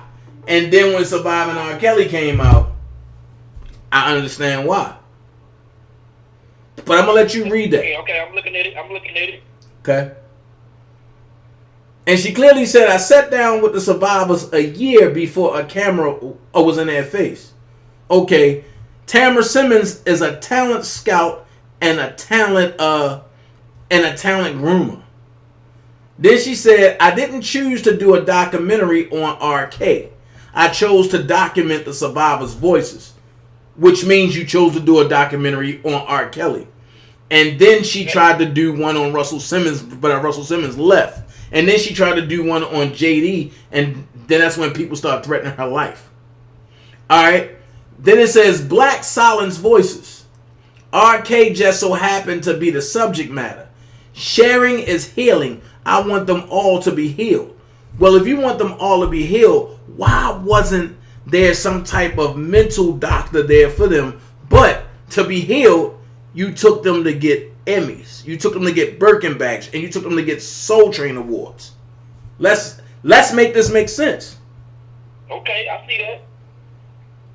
So now, I'm not telling you to think like me. I'm just telling you to think. This was a calculated setup. No matter who they is, can't nobody make me think that he's guilty or innocent. Right. All man at the end of the day. Like I say, that's why he had us to question the jury, because they didn't want anybody making people think automatically that he was innocent from the get-go or guilty from the get-go. So I think he deserved to have a trial like that for that very reason. Right, now watch this. I want you to look up Tamara Simmons. Watch the first thing that come up. And I guarantee you're going to be like, wow. But again, I'm not going to base it off. I can't base it off that. I got to base it off. No. The transcript there in the trial. Everything I'm going off of the transcript and everything that I'm reading, what the testimony and what all these women are saying, and what the defense is trying to argue at this point. Right, and see, and I'm not trying to have you. I'm not even trying to have you to change your mind. I'm just trying to give you facts. But now watch this. If this was such a documentary for abused females, why would you go get a talent scout to talk to for a whole year? On top of that, as I said, some of these women, I'm just going to call it that's like you call it. A lot of these women wanted fame and wanted R. Kelly's name. right? Fame and R. Kelly's name. I can give at least 5 of those women out of this trial. I can 5 of these women that. Right. I can get 5 of them. But you got other witnesses that was younger than that. What about these 17-year-olds? Or when they said, R. Kelly met him at the high school and watch this. Watch this. Can't dismiss what. Watch this. That came up in court. Correct. And you see what Diane Copeland said? There were no underage females that he met at no high school.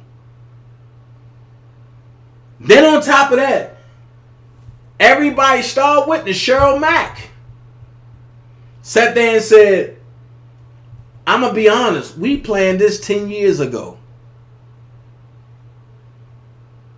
wait a minute. Why is you planning this? What are you trying to get out of it? But hold on, but imagine this, though, Jay. If that's the case, them lawyers, his team should already be on that. If what you're saying is a fact, just like his, what's the name, sister said that she had herpes, that he didn't give R. Kelly herpes. If the sister already had it, the lawyer should have already been on that. I feel like his lawyers should have been on it. If that was the case, his lawyer should have already brought that out of trial. Had the jurors already known that, hey, you know, R. Kelly didn't have this. The sister had it, not him. Watch this. So it's a breakdown somewhere within his on his count. Watch this. Your side of the count. Watch this, and I'm going to say this. And you may very well be right. This is what happens when you switch lawyers in the middle because your first lead lawyer is incompetent. Kanek only been on the case for 2 weeks before he came in and started smashing people's heads. Right. Just imagine if Kanek was on the case from the beginning. You see the difference between Kanek and Greenberg. It's a hell of a big difference. He's actually putting in some work. I can give him that. He's actually putting in the work for Kelly.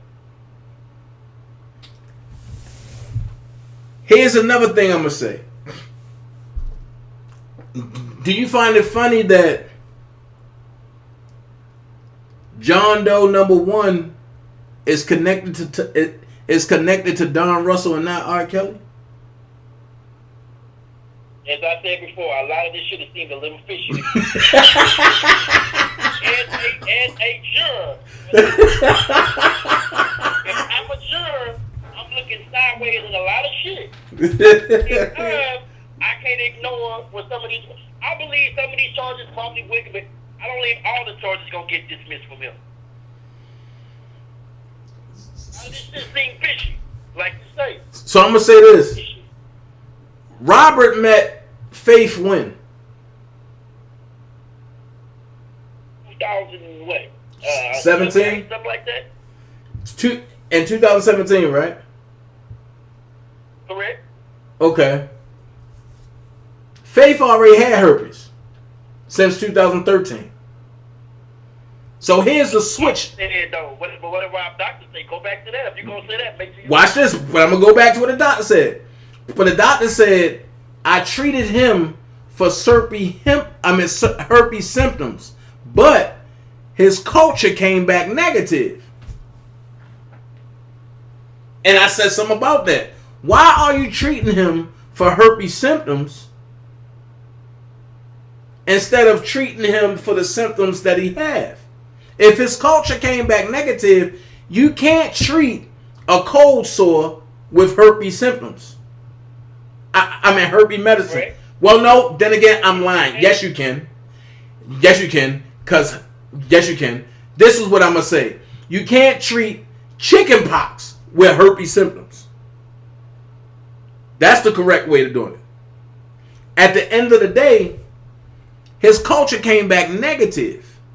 But it's such a big funding when you put certain aliases on medicine. And you get paid both ways, from the client and from your job. So the problem is this. Why the doctor didn't notate anything that happened. That makes the doctor not credible. But here's what I want y'all to wait for. Wait a minute though, but that's been the same doctor for his doctor for a long. He said he's been Rob's doctor for how many years? I'm thinking almost a decade. Right. So check this out. If you've been my doctor for a decade, right? I'm trusting you that you documenting everything.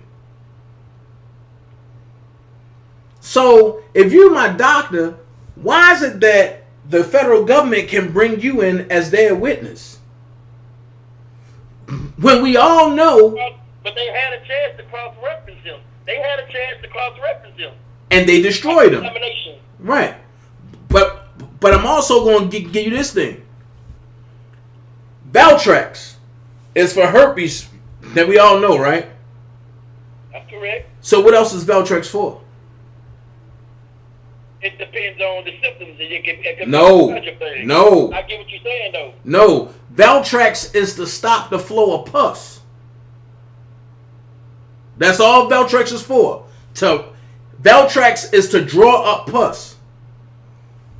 What happened to Robert that he would need Valtrex? And it wasn't herpes. Think about when he had operation on his throat.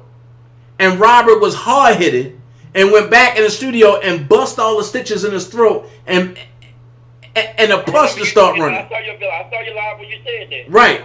Right. And all the pus start running, which could have killed him.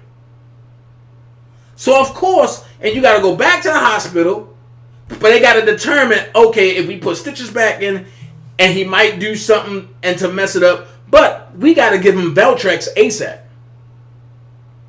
Because we need to stop the flow of the pus. Okay, but this is back to come out and say it like that. In the way that you said it, how you saying it, that's not the way you would testify upon the doctor saying it like that. He didn't say it that way.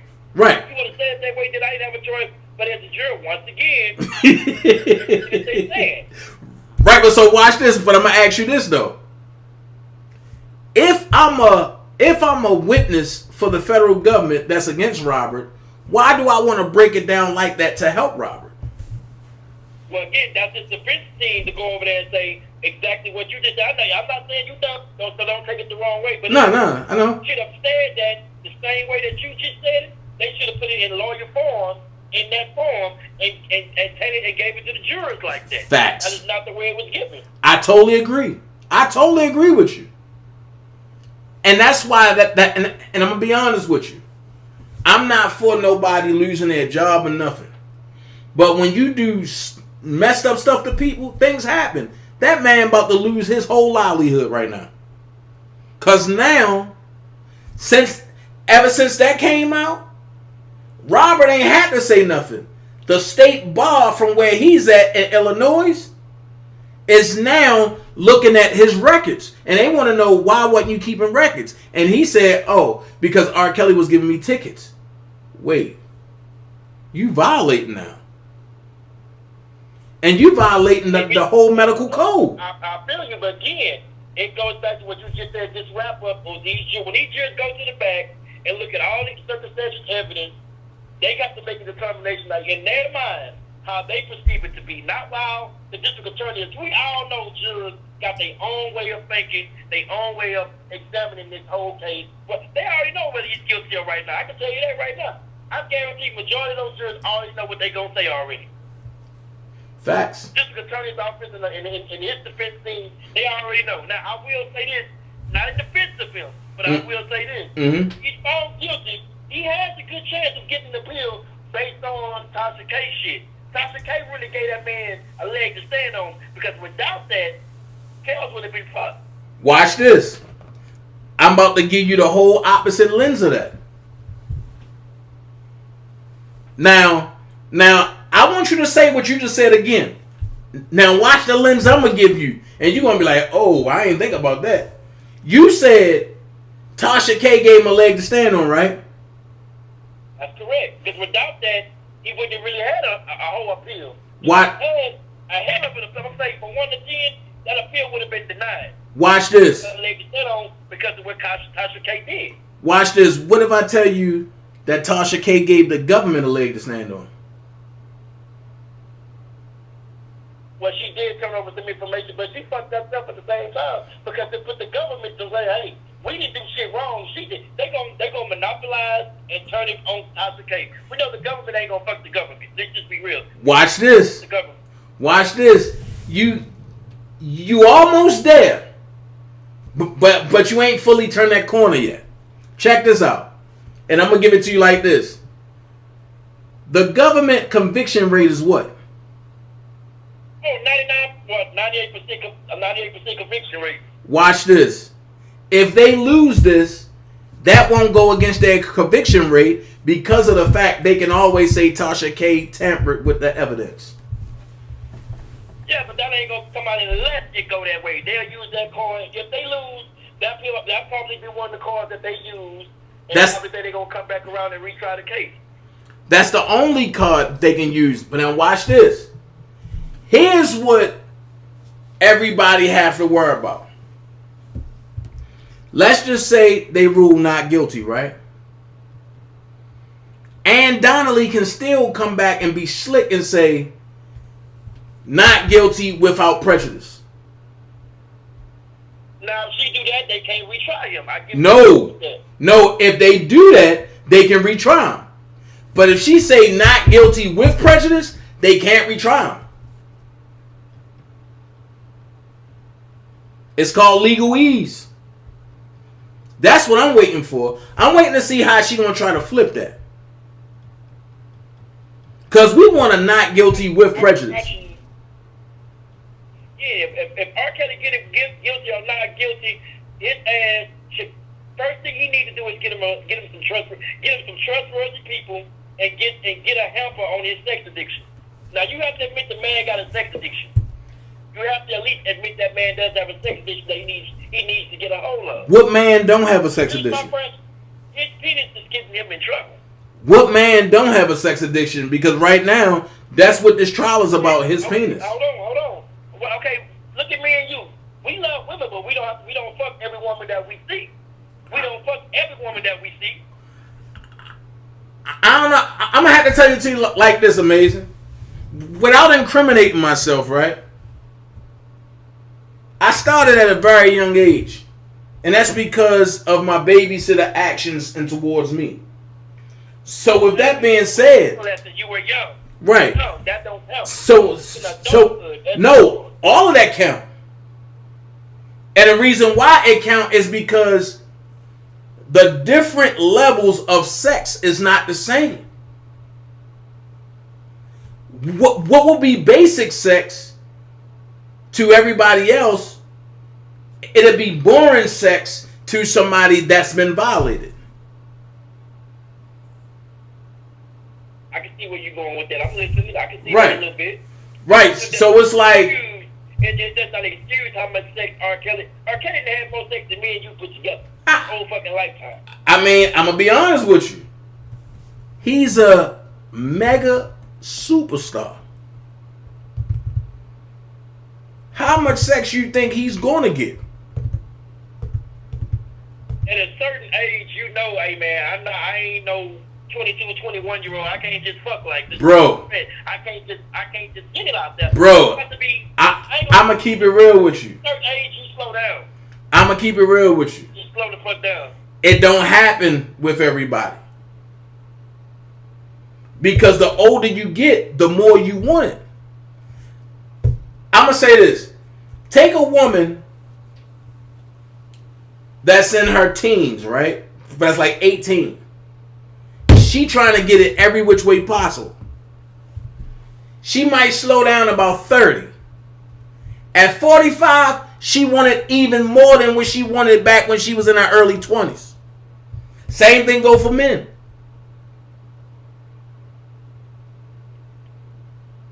If we had to pick up the litter every day, don't you think that we going to get the pick of the litter every day? It depends. Yeah, it depends. If you a sex daddy like he is. Look. The question is, did he learn it? My big thing is, did he learn his damn lesson? That's all I care about at this point. Did he learn his lesson? And you know what? Did he learn his lesson? That's all I care about. If the man, say, yeah, I got a problem, I'm going to get a handle on it and get a real team of people around him. Like, I don't know if you was hanging around him like you say you was, but the man needs some real friends around him. I'm going to be honest with you, bro. Did not give a fuck about him. I'm going to be honest with you. I have to agree. But it wasn't all of his friends. Because some of his friends really loved him. And some of his friends... should have got this far, though. And some of his friends wasn't playing. And when Robert wanted to do something crazy, they'd be like, nah, bro. But I will say this. Just like with anybody. You got some that's for you. Some, matter of fact, Life Jennings said it the best. Like Jennings said, is a third that's going to love you, is a third that's going to hate you secretly, and is a third but that just don't give a hell. That's a fact. That's a fact of life. But again, we're not talking about just anybody. We're talking about Robert Sylvester Kelly. Now, Different. He's not like you and I. why you say that? Again, you just put it out there. He's a mega superstar, maybe even possibly a legend. That's his status. But when you take a status from somebody, and I'm gonna put it to you like this. Let me break it down into you this way. Robert Sylvester Kelly is a person. R. Kelly is the mega superstar, is the mogul. R. Kelly can't move without the body of Robert Sylvester Kelly. So when the persona of R. Kelly goes, you still have Robert Sylvester Kelly. I'm not a fan of R. Kelly. I'm a homie of Robert Sylvester Kelly. Did that make sense? I follow you there. So at the end of the day, it's just like your character that you play. right, DanaJay the actor or DanaJay the actual person. Right. Same as me. DJ Mason is the DJ me, and the real me is the real me. right. And the thing is, this is what people gotta understand. At the end of the day, people is obsessed with the fame, the glitz, the glamour of R. Kelly. That they are obsessed with, do you mind? As soon as he hit that key, but Now hold on, Luther. I'm glad you brought that up, because now you open the door up there. You open the door up. With him singing like that, and all these women, why can't he just pick one or two good-looking women? Azriel was a good-looking young lady. Some of these other, Joy, she's a good-looking. Why can't he just keep it to a minimum? Put it that way. Why he couldn't just keep it to a minimum? Why he had to have multiple women? It don't make any sense, because you're going to find out one of these women going to get pissed off at you and do some shit. watch this. These women going to do some shit. And I'm glad you said that. Black man, you know that. I'm glad you said that. So let me ask you a two-part question. The first part is, if I can have multiple women, why settle for one? The second part of it is, if Hugh Hefner can have a Playboy mansion, why can't Robert just have a couple girlfriends?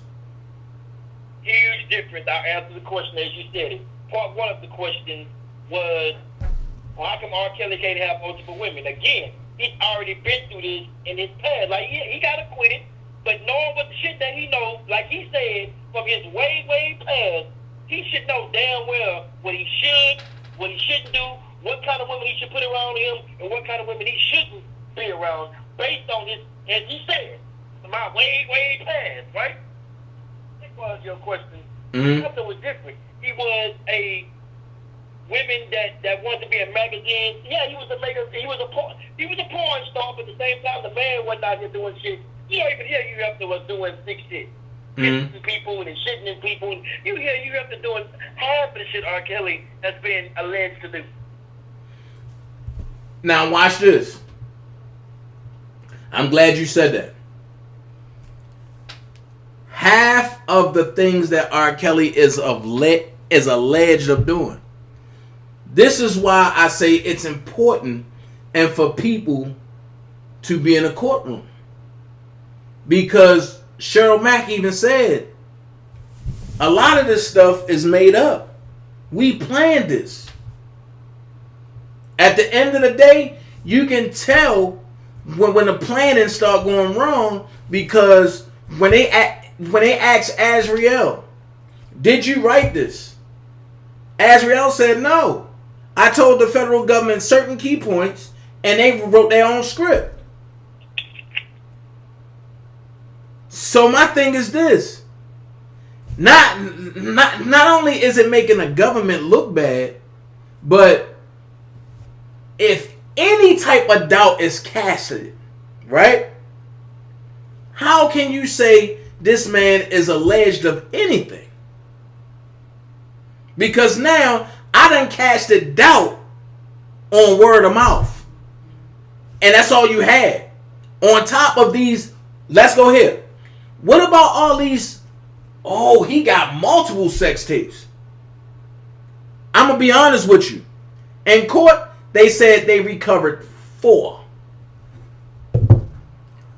2 from Trump, 2 from Trump, 2 from the storage. And one of the ones from the storage just so happened to be boys on there, but then when they broke it all down, Azriel the one that saved everything to the iPad. How can you trust that? I'm going to say this, and I'm going to go here, which I'm going to use your word. I'm going to go here. Perception. If you can sell perception, perception is what's going to sell to them jurors. Perception. And watch this. I'm glad you said that. So is it safe to say that Larry was good at selling perception? We gotta let Larry see like something. We gotta let Larry where he at, bro. Larry McGee, man.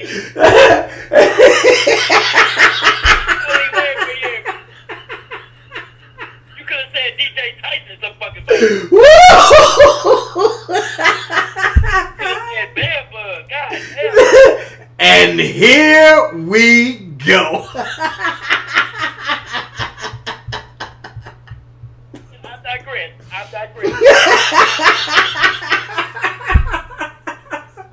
Man, I'm just saying though. I'm just saying. I just gotta keep it real. At least I can say Bedbug sold perception, and then when he seen where the money was at, he switched perception to a lie. I can say that much. Being him, I got more respect for you than I do for Bedbug. Cause that Negro is a. They should name a cash app after him. Hashtag cash app. Man, look. Sometimes you just gotta ignore those people, man. But I ain't here to talk about him. I'm gonna leave that Right. way here, cause he ain't gonna talking about me and you for 2 or 3 days straight. Man, look. I just let that dude say, you know what I mean, say what he say. It is what it is. But I know who pretty much started this whole sector. So I ain't worried about it. But let's get back on topic though. Like I say, perception. Now the closer I'm gonna go so far as this. I'm gonna tell you what his lawyer's gonna try to pull, how they gonna try to finesse. Oh, okay. His team is gonna try to finesse that. They didn't prove the RICO. That's gonna be the big one. They gonna use that RICO shit hard. Y'all didn't prove RICO, right? They gonna use that, and they gonna say R. Kelly didn't do any of these things that y'all say. They gonna go to the jurors. Basically, I'm gonna sum it up this way: if the charges don't fit, you must acquit. That's what they gonna run with. All right, now watch this. How can you prove a RICO when your witnesses have already said it's no RICO? You can't prove you can't prove a RICO if the people that you brought in has already destroyed your RICO. Again, like I read tonight. Speaking of that again, I get that. But let's forget about the district attorney. Let's think about those jurors that's pertaining to this case. That's what you need to be worried about. Is these jurors. Well, and what their perception is, what they thinking. Well, I'm gonna say this. As I watch the jurors come in on camera, right? You watch the faces. They tell it all. It tells it all. But they don't look at Robert. But they don't look at the government. But they turn totally away. And they coming in. And they go into their seat. And they spread out the way they supposed to do, right? So watch this much. Watch this. With that being said, the effects that they thought the audio and stuff was going to have and the video was going to have didn't have the effect. And I'm going to tell you why. Because if it had that effect that everybody thought it was going to have, then the federal government wouldn't have came back in a somber mode and upset. And pretty much they told on themselves when they came back unprepared. And the reason why they came back after lunch unprepared is because they thought they had the hook, line, and sinker with the audio and the little video. But you couldn't tell who's in the video because they said Robert wasn't in the video. But they said even with the voice, you couldn't tell if it was Robert or Richard Arline. So they were hung right there. And let's say that they are. Let's put a pin in it right there. Let's say they are. So, like I say, from the beginning of this case all the way to where it is right now, you gotta look at the handful of evidence that the jury have, like all those sample A, B, C, whatever, all that shit that they got. You know what I'm saying? They're gonna have to look at all what's available to them and determine whether this man is innocent or guilty. Simple as that. Now, you said in the interview just recently how you felt about how the case is going. Now, right. I believe you gave R. Kelly's perception. You didn't give both sides. You said everything is one-sided. Well, you gave just his side. You didn't give the other side. No. Actually, and when people ask me that. By the way, my brother, you was fly. I gotta give it to you. Okay. Fly, you know what I'm saying? So fly to you. No, but see, here's my thing. And when people ask me that, I don't just give one-sided. Because when I'm in the courtroom, I'm in a room full of people who really don't like R. Kelly. It'll be about 6 people in there that like R. Kelly. But you got about 23 people in there who's talking about, oh no, he's this, he's that, he's this, and he's that. So I'm listening to the temperature of the room. And then, as the case goes along, when I'm starting to see the temperature change, and people are saying, this don't make sense.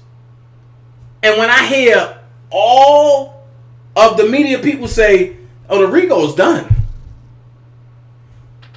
I don't have a choice but to tell what it really is. At the end of the day, I can give my perception and I tell you, this is what I think, this is my perception, this. But when the temperature in a room for people who don't like R. Kelly, prime example, I was sitting in between 2 Me Too people. And all of them were saying, we were lied to. We got to go revisit some things. And then, as I'm leaving out for break, and I'm going to the bathroom, one of them come behind me and say, bro, I got to apologize to you, bro, because we thought this man was a monster. But hold on, okay, hold that right there. Let me bust your bubble. That all sounds good. That all sounds sweet. That sounds, hey, the Me Too movement, the one them apologize to you, that's great. That's fine. No, hey, I dab you up on that. But again, it ain't about what them it ain't about what them damn, I just slipped my mind. The media, it doesn't matter what none of them think. It matters what them people think in that box. Watch this. What matters when it comes down to is what them women. I forgot what the jurors were made up of. I wrote it down. I'm not in my room right now, but I wrote down what all the 12 jurors are. I know it's men and women, but I wrote down what them 12 jurors are, like men and women, like what's their rate. I wrote down that, but right. what I'm getting at is you got to worry about what they think. Just like when you go to church, and let's say you go in there with the raggedy jeans and the raggedy shirt, people gonna talk about you. But then you gonna have those who say, "Come as you are." Watch this though. But go ahead. I'm glad you said you gotta worry about what the jurors think. So watch this. 9 times out of 10, the jurors is not as hard as the media reporters. I'm gonna be honest with you. I thought the media and reporters were okay, but they are some of the worst critics in the world. I promise you this. So because every time I Google something with R. Kelly, it is always something negative. They're not reporting so both sides of the room. That's why I said. oh, so wait, check it. Here's the point I'm trying to make. If they can be, or if they can have a change of heart, right?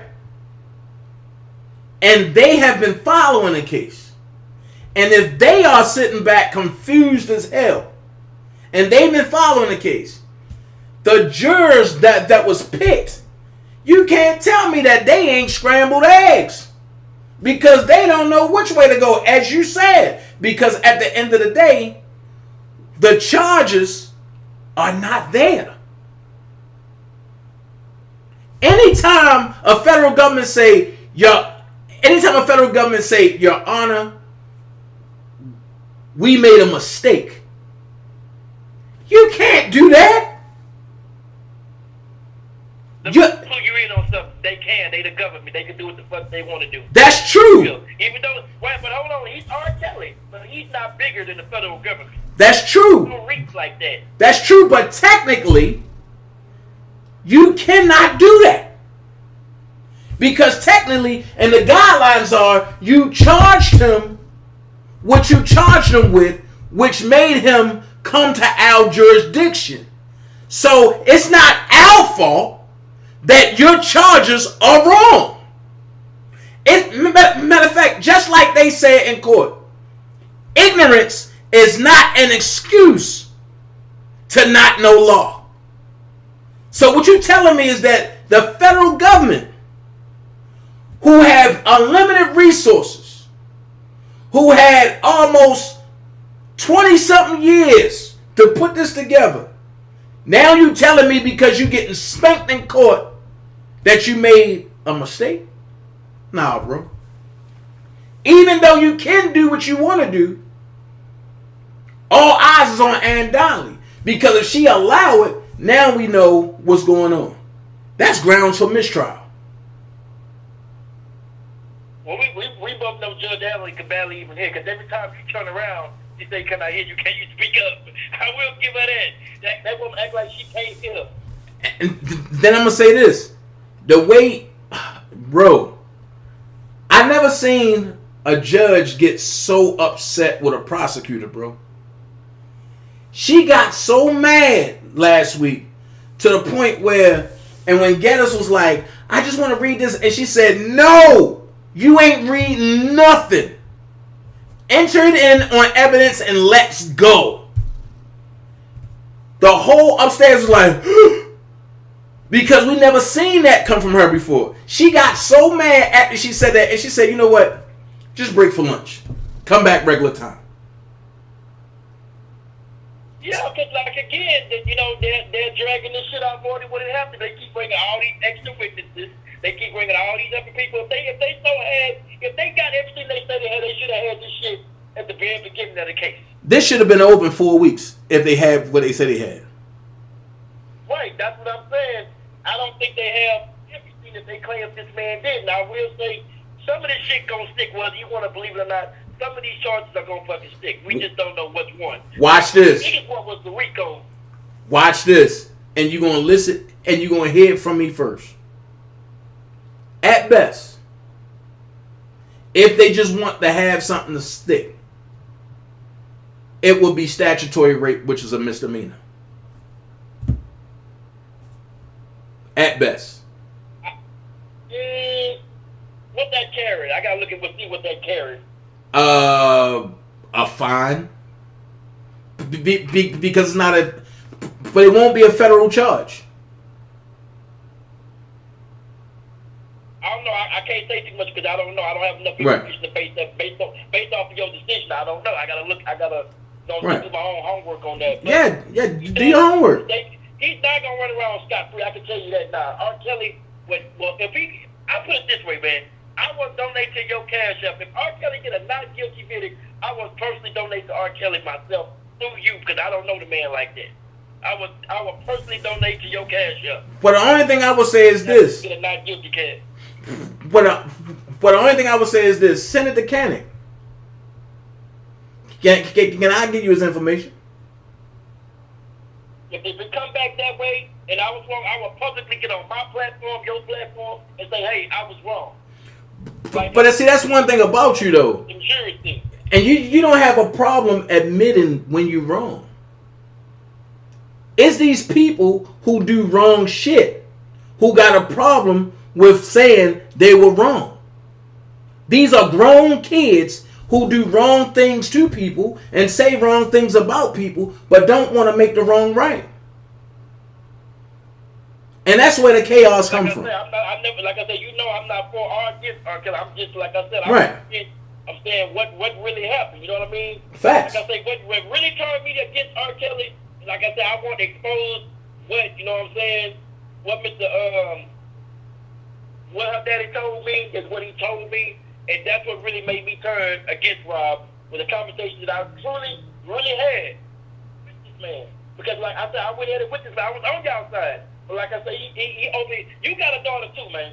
Right. You have to understand from a father's perspective what kind of sick shit this really is. Angelo, I'm gonna put it out there. Angelo is very convincing. Very. He's very convincing.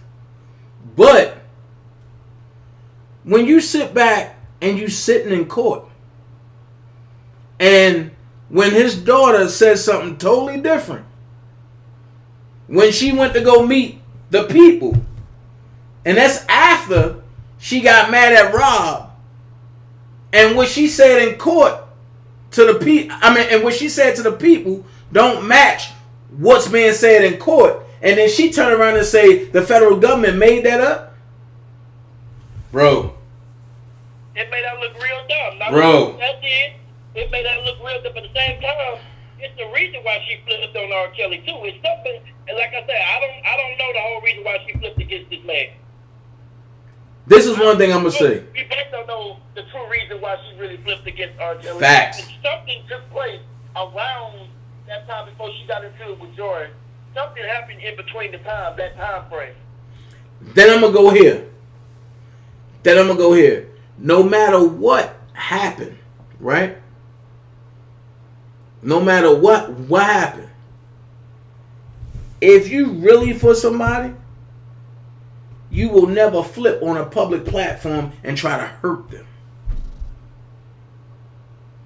Now the thing is, I could be wrong. Well, that shouldn't have been their star witness. I could even base it on that. Azrael shouldn't have been their star witness. Because like I said, she was with the man at the beginning. She shouldn't even been a witness if you ask me. Based on, you know, she was with this man all this time, I can give it that. But like I said, Angelo said some shit that you know, she had every reason to feel the way she feel too. Angelo is very convincing. Very. But I'm going to say this. When it comes to that, I don't think nobody's hand is clean when it comes to that. Because the stuff that came on in court had me sitting there thinking like, am I in a Twilight Zone? I mean, have you read Azrael's full transcript? I've seen bits and pieces of it. Nah, bro.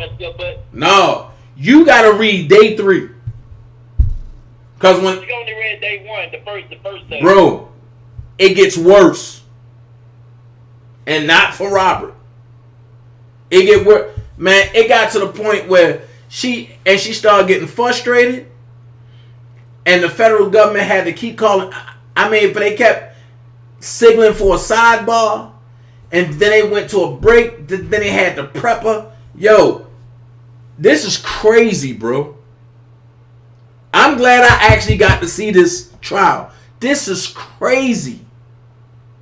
I've never seen nothing like this. It's a trial I've ever seen. I can agree with you. I've never seen nothing like this. Trials like this. Matter of fact, I was in a federal joint. I was in a federal case, and I seen a bunch of federal cases. I never seen nothing like this, yo. Never. Like where witnesses are willing to purge themselves. Like, yo, are you crazy? But the one thing Angelo said to me in the very beginning that always stuck with me, and he said, my daughter is going to have to live her own life. I'm prepared for her to do 5 years for purging herself. I'm sorry. And I told Angelo then, you're a better man than you are a way better man than me.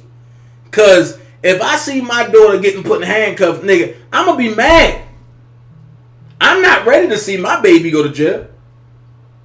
Well, like Angelo said, she has to live her truth, and that's her truth. I'm just saying, whether it's her truth or not, no father or child no father or parent want to see their baby locked up, bro. And like I say, when this shit is over, it's gonna be a lot of motherfuckers that's gonna get locked up for that shit. Right. A lot of people get the. Yeah, Ty. Yeah, Ty, what's up? You online? Yeah. Oh shit. Okay, well call me when we get off. Alright. Ooh, I see you, DanaJay. We see you. Nah, man, stop. Come on, stop that. Nah. More than likely, it's something that went down this business. I believe your VIP alone. You stupid as hell. Nah, bro. More than likely, something went down, and they probably want to ask me a question or something. But go ahead. What you was gonna ask me them? I got thrown out by the conversation. Shit. Nah, Damn, yo, I'll be in Houston soon, man. Man, you got a link when I come down, bro. But now, what you were saying about every no. After this case over with, there's gonna be a lot of motherfuckers that's gonna be in a lot of shit. And you know, the district attorney, I'm pretty sure they didn't wrote down a lot of people's names that purged themselves because Man, they spent money on this shit. check. They spent a lot of money on this case. Check it. It's not so much of a district attorney. I thought the district attorney would be the one doing it too. No, they have marshals upstairs in the overflow room, and what the marshals are doing is they in a room with the parents and the family and everything. They writing down everything that's being said, that's being called as a possible purge. And what they doing is they putting it on document paper. I mean, like court paper. And they got the pink, the white, and the yellow paper. And when they finish filling it out, they go downstairs and they put it on Ann Donnelly's desk. Then they come back and they do a whole nother. Yo, this shit is brutal, bro. And to see Azriel Friend get chewed up like that to the point where, dog, she broke down, put her hands and put her head in her lap and just sat there. Matter of fact, Ann Donnelly was like, and she was like, let me just call a sidebar. I remember that. No. I was watching that. No, she ain't call a recess. And she called a sidebar. And she spoke with both of them. And then, I guess, I'm assuming at this point that she probably asked Kanik, are you going to let up? And Kanik probably said no. And she came back and said, look, can we just excuse this witness? It's over with this. We can't pursue this. Bro, it is brutal up there, man. I'm sure because it's a dogfight right now between this side and the prosecution. There's a dogfight on both sides. But just the way they got it set up, bro, it looked like a huge interrogate. All right, look. And the witness is on the stand, on the jury stand, right? And it's just her and the mic and a bunch of chairs. Then you got Ann Donnelly to the left that's up in the sky. Then you have that's sitting slightly down in front of you is the whole government at the round table. Then you have Rob and the defense that's right behind them, but they looking at you directly in your face. Man, that's some scary stuff. And then the lighting is, and the lighting don't, matter of fact, it don't seem bright. It's like at a minimum. And then that's all you hear is papers flopping and, man, yo, it's scary, bro. It's scary. I can imagine, bro. But these people knew what they was getting into when they, both sides. Facts. He was signing up for when the shit came. Facts. He knew that they signed up for because they had to go in and prep for it, like you said. They had to prep on both sides. They had to prep for this shit. Oh no, the defense team ain't had no time to prep nobody. But the government was prepping. 3,200 material. R. Kelly had time when they turned over all the 3,200 material. Now listen, and here's the thing about that. Koenig even said, I didn't have time to look at a lot of this. Because Greenberg was on the case. Now, I don't know. I've never liked him from day one of his lawyers, neither. I've never liked him because he was a TV lawyer to me. He was too much on TV, too much on Twitter. You my lawyer. I don't want you on none of this shit. I want you to go do what I need you to do. Hell no, I don't want you on Twitter arguing with fucking you and DJ Tyson. Hell no, I want you working my motherfucking case. Not saying debating with y'all two. I ain't paying y'all to help me get out this shit. Man, I'm looking at it. I still say Doug is my guy, man. Through and through. Doug may be your guy, but where's his ass at right now? Nowhere near on the case. Nah, but he working on the civil stuff right now. Matter of fact, he breaking that whole civil stuff. Away from y'all too. Huh? Away from y'all too. Mm-hmm. Yeah. I know. I ain't nothing to say about it. God. Hey. Are you going back? Are you going back to the court so we can watch the? Yeah. I'll be back up. I'm gonna be watching that shit like this fucking New Year's Eve. I'm gonna be watching that shit. I'll be back, and I got something planned for that too. So. My question is now. I'm gonna ask you this. Hey, Queen Newton, should nobody have timed you out? What happened? If he beats this, are they gonna let him go that day? Well, I'm gonna be honest with you. I can't answer that, and because they have a dual jurisdiction on him, that's a question that I will have to ask because by him having a no bail in Chicago, right? But that's because of the RICO. I don't know.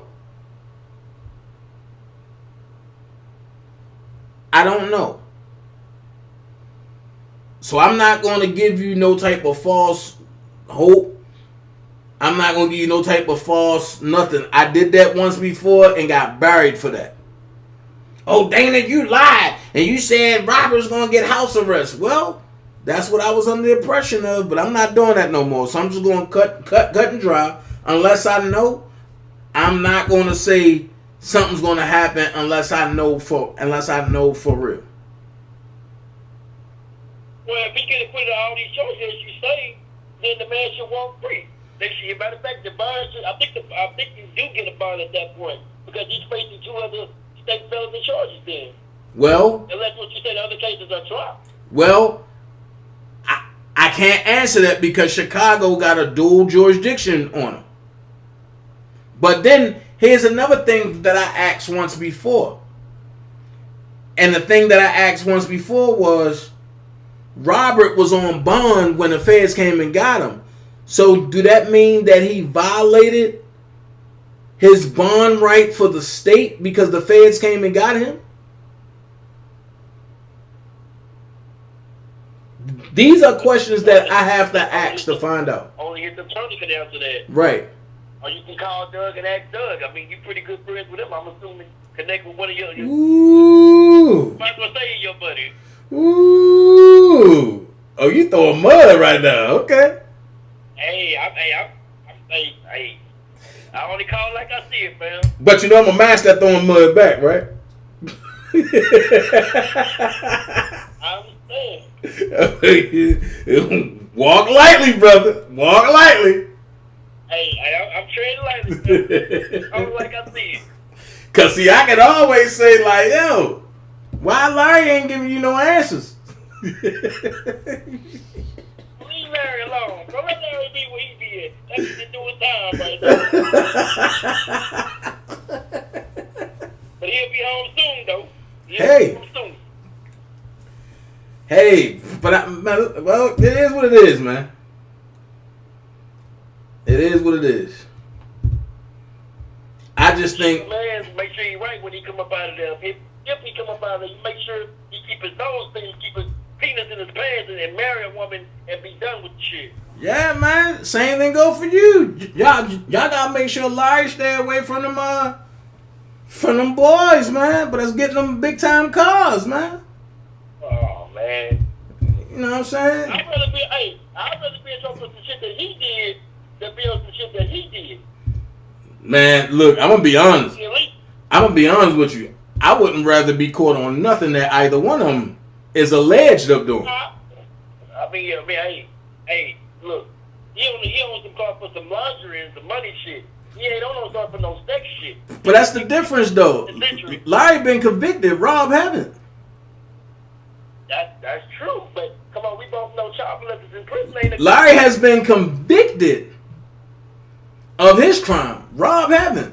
Matter of fact, Rob just a prisoner. He's been held captive. He's a prisoner of circumstance right now. And why is he a prisoner? Because his penis. He wants to fuck. That's what he wants to do. But wait, is that a crime? Hey, I'm gonna refer that question back to you. Is it? Okay, but I'm gonna ask you this. Money laundering is a crime. Correct. Stealing identity is a crime. It is. Having sex as much as you want is not a crime. Having sex with, well, you know what? I can't say whether they're underage or not.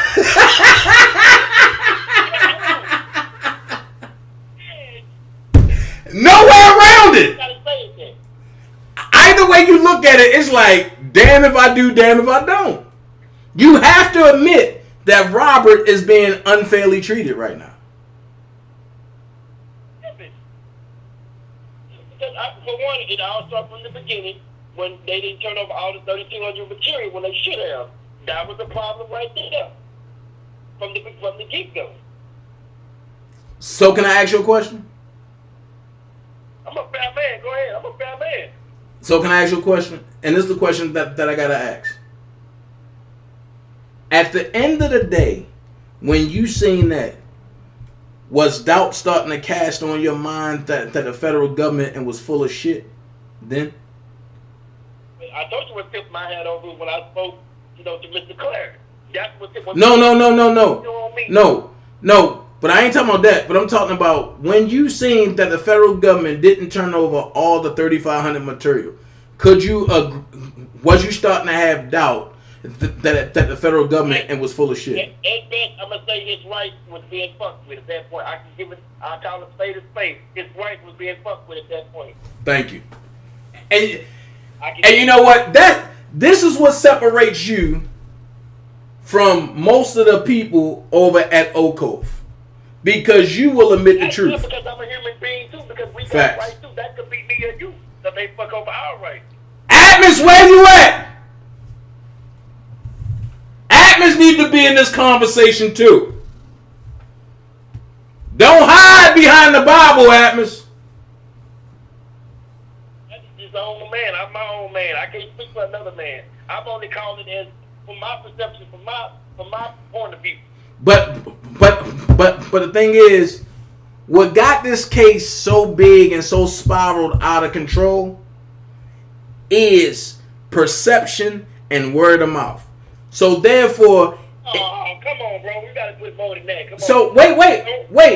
Don't water it down. Wait. So trust me, if you can influence another man, then why not have that other man on here so that way we all can have some man talk? Because it's not every day that men talk. It's always the women. Let's push the women to the side and make them be spectators and let men do what men do. That's the problem. It's not enough men talking. Matter of fact, it's more men spectating and all the women are talking. Let's push the women to the side and let the men talk. That's how I look at it. Because when the men talk, women tend to listen, especially if they look good. And the same thing goes for women. When women move and they do certain things, men tend to like what a woman does, especially if she look good. Right. But let's keep it a buck. We ain't know about Drake like that until the women start listening to Drake. So then the men was like, oh, let me go listen to Drake. Now look.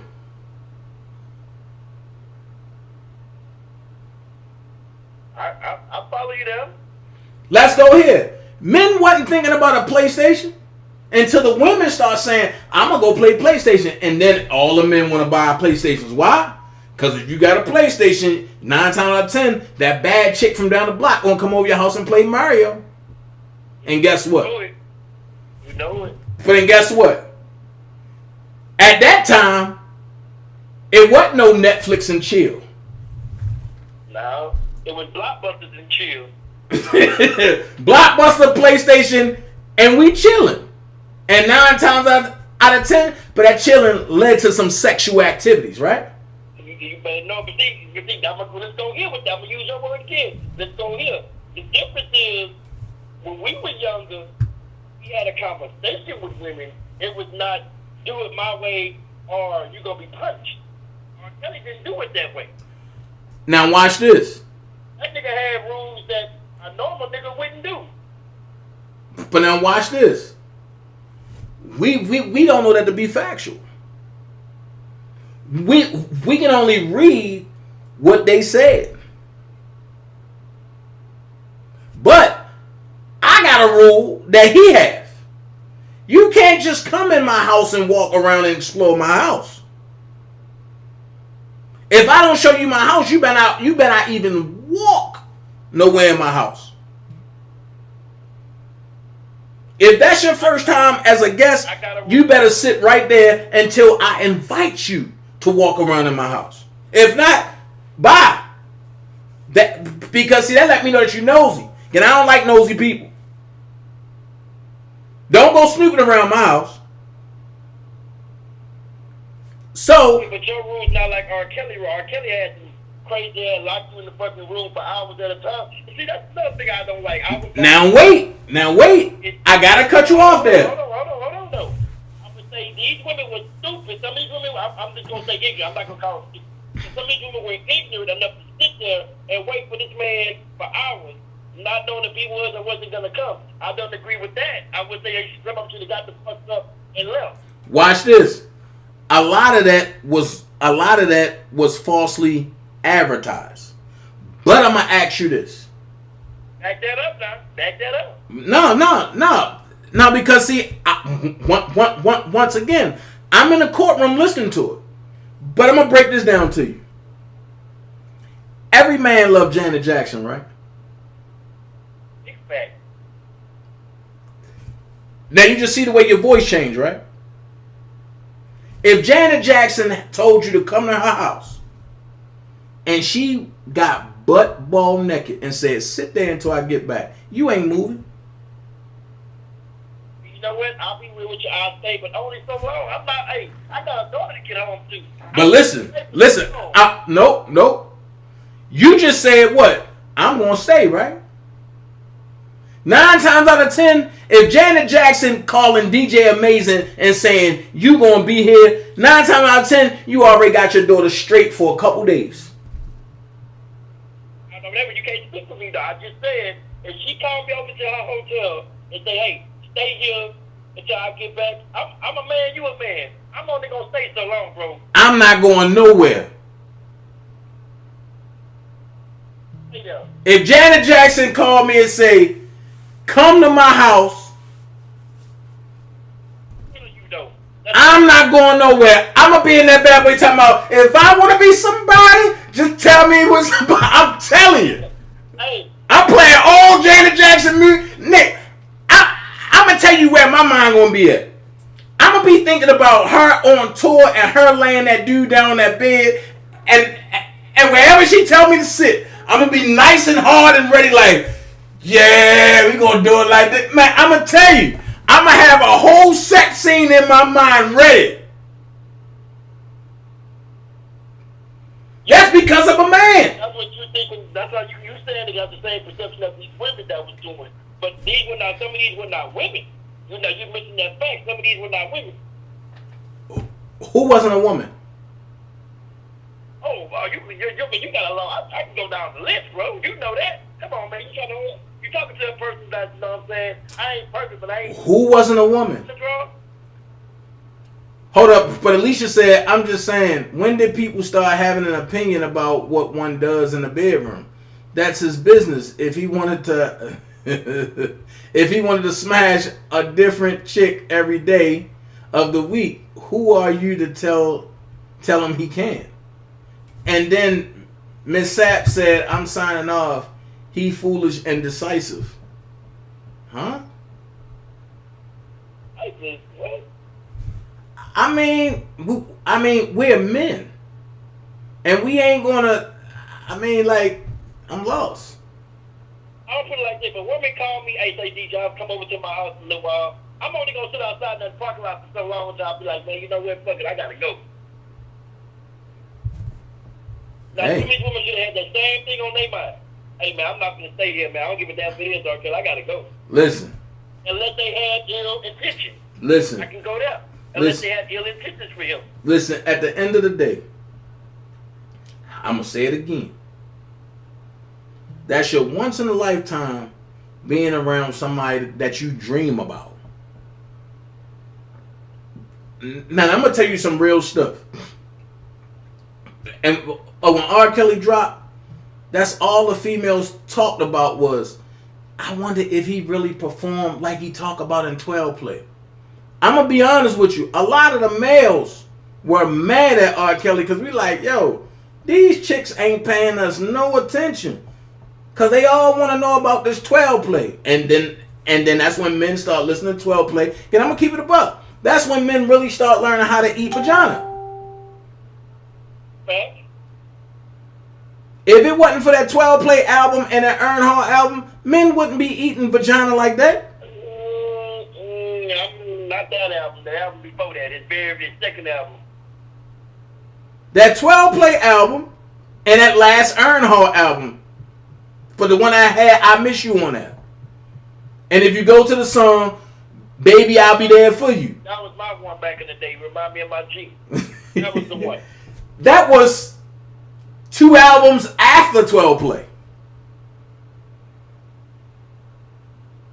Matter of fact, I'll keep it G. I lost my virginity to that song. You remind me of my G. I was back in my cousin, Cooksville. You know what I'm saying? I can admit it, but like I say, his music sounds different to me now. Why?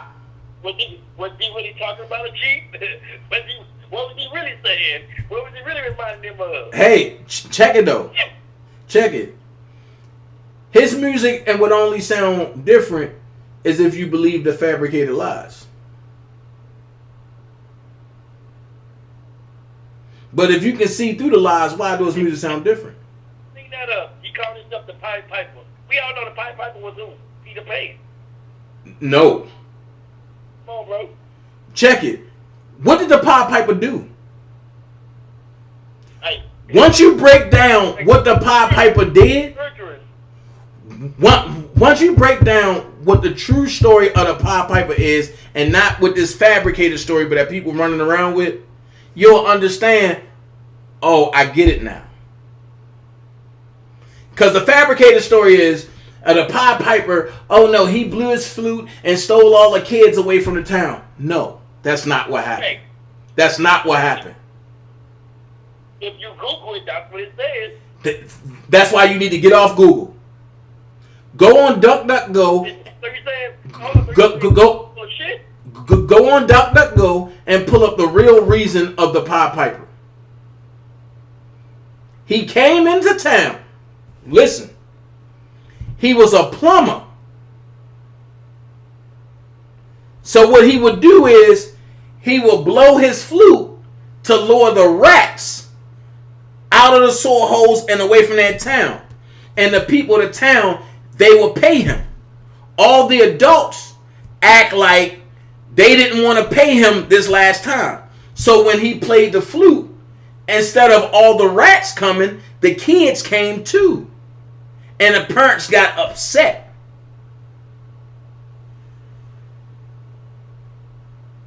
Okay, I give you that. I didn't read that. So watch this. I take your word on that. I Right. flip it every night on that. Right, so watch this. The Pied Piper. He coming in, he blowing his music through the airwaves.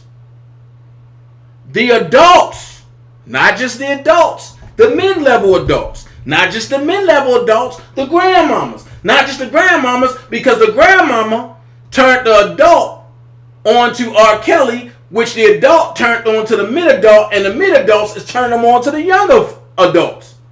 Which means R. Kelly have a bigger fan base and everybody's coming to see what?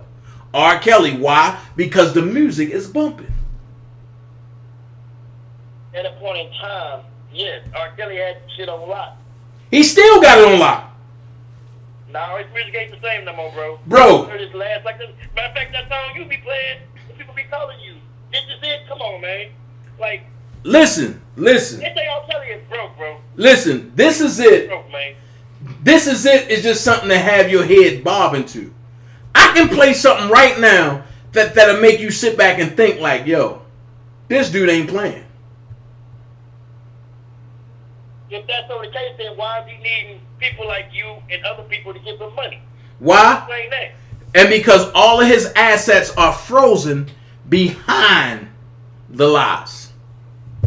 Or let's go here. As much as I don't like Don Russell and Cash, that's a fitting title. Surviving the Lies. All behind lies, this man's life is in the clutch of the federal government. Now what happens? People around him. Watch this. Then I'm gonna ask you this: what happens when he's found not guilty and he turn around and start suing everybody? Is that bullying? Well, I think a fair, end of the day, fair. But you know what people gonna say? R. Kelly is trying to bully the victims. He's bullying everybody.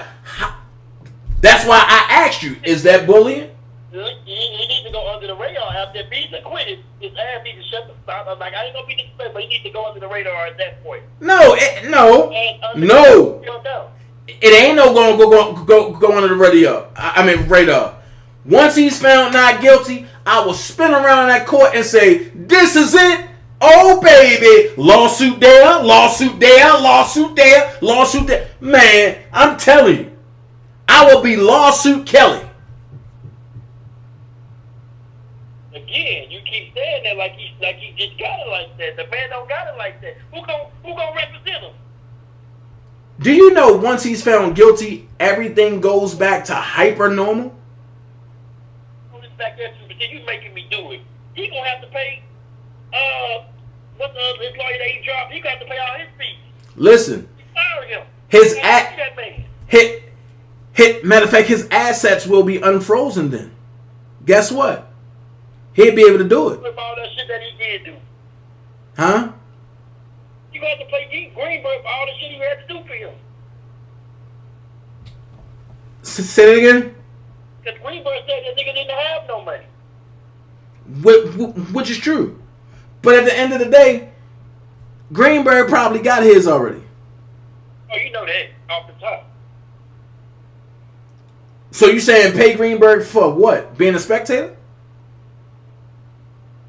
Because once again, he fired him in the middle of his shit before the trial started over a difference of who was going to go first. Nope. Nope. He was a shitty lawyer. I give it to him. Greenberg was a shitty lawyer. Nope. Don't keep in front of him. Once again, don't believe the hype. To the people. Don't believe the hype. And you know what? And you might got to call back to California for to ask Larry for help. Because that's not why he fired Greenberg. It's undersealed. The whole story is undersealed. I know with the difference in opinion in chair. Even you said it. As a matter of fact, you said it. Matter of fact, you did that. Matter of fact, when it first came out, why he fired Greenberg, you didn't say too much. But you did say it was the reason why he was let go. I ain't say too much. But trust me, from what I said, add about 10 times more. It's a lot more. But that's not my monkey, not my show.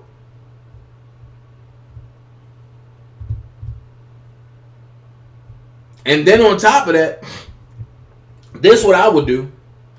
All the people that came out and said something ill, I sue them for slander and defamation. And then I will put a control asset on whoever got the most money that's close to them. And I will put a lien on their stuff. You can do that too if he wants to win. He can do all of that. All that's all good. But he got, exactly. He ain't home. He's not home free yet. This shit's not over with. What he got? What, another week of the trial? I'm gonna put it to you like this. Anytime Go ahead. Anytime prosecution rests their case, and when they rested, their stuff was dirt dog weak, it's nothing else to worry about. Really? It's nothing else to worry about. See, you do know who gets the closing argument, right? They go, who talked to the jurors last, right? Last impression, right? Yeah. The prosecution talk last. But if you've been destroyed for 4 weeks and then another week and a half is added on to that, how much more you going to talk? Yeah, they get the closing argument. I can say this. I understand where you're coming from, but again, it goes back to when I first started the conversation with you over the phone, perception of the jurors. What the last impression that the jurors don't get before they go back there and deliberate, it comes from the district attorney. Watch this.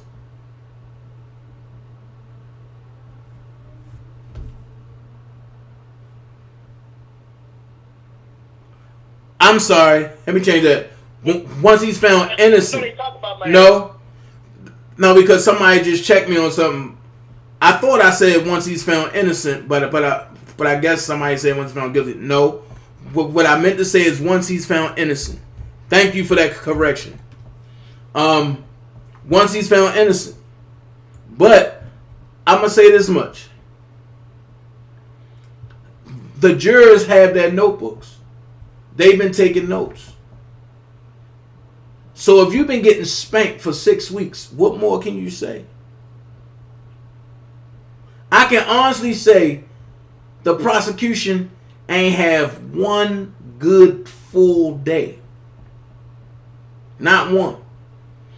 And they might have had moments. And they had build-up. But it turned out to be a dud. And that's bad. That's WBC. We don't know that. You can't confirm or say that. I'm telling you from.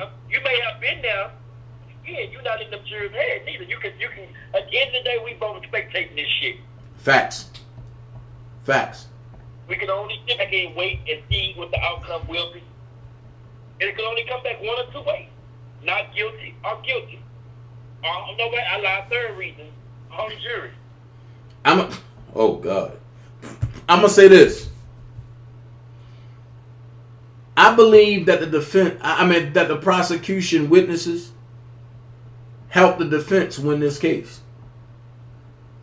They did. They opened their shit up to a lot of other shit that came with shit. That shit that went with shit. So therefore, they gotta stick with the shit. If that makes sense. And that's facts. They did open the floodgate up. That's facts. And they also opened the floodgates to be sued too. Well, again, that goes back to government. Don't fuck the government. I keep telling you that, but you won't believe that. Well, I'm gonna be honest with you. I don't know if I know of a case where the federal government got sued, but I think it's coming. It would be the first in history to tell you that. And I seriously doubt it's going to come from R. Kelly. Because he should want to get far away from these motherfuckers. Yep. Yeah, he should want to get far away from the motherfuckers. Nah, man, it's war. At the end of war, and matter of fact, and you don't run away from war. A bullet. Huh? Bullet. He got 2 more bullets. He got to dodge. If he dodged this bullet, he got to dodge 2 more bullets after this. And what's them 2 bullets? Chicago and Illinois. And Chicago is Illinois. Yeah, sure is. I'm tripping. Okay, well, you got to dodge 1 other bullet. Which one is that? Got to come back home to Chicago. You know that case? I'm gonna put it to you like this. Do you realize that all the other cases is dependent on this New York case? True. But if the case is not dismissed down there in Chicago, maybe.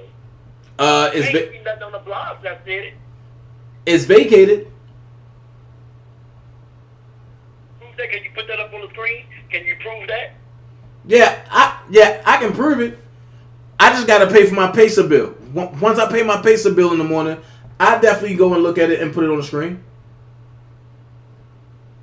You got my number.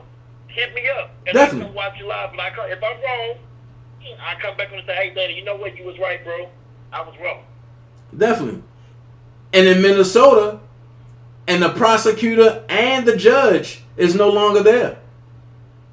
For the prosecutor, is gonna handle the case then, right? Right, but the prosecutor is doing time in Minnesota, and the judge passed away.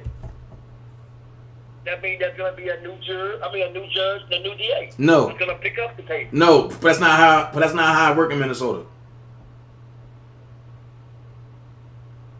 There's not another DA. I'm not a lawyer, so I don't know how it works. So I'm just me just assuming outside looking in. Right. There's not another DA but is willing to take that case because it's bullcrap.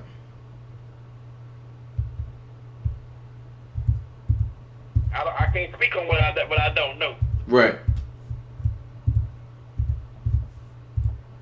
But bro, I'm gonna let you get back, because I know your audience probably tired of hearing my voice, but I ain't mad at them. It is good, you know what I'm saying? They can hate me, I love me. At the end of the day, I sleep good every night.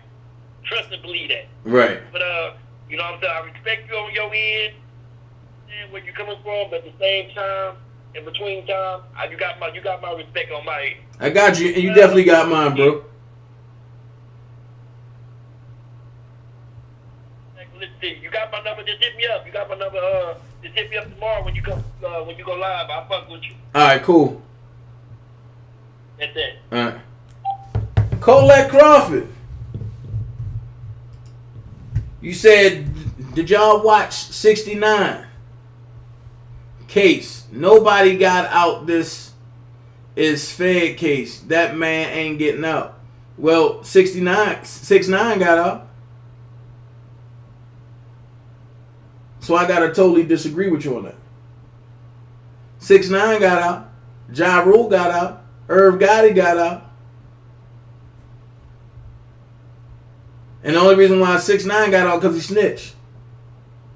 So I totally disagree with that. But I think you need to go back and look at some more cases.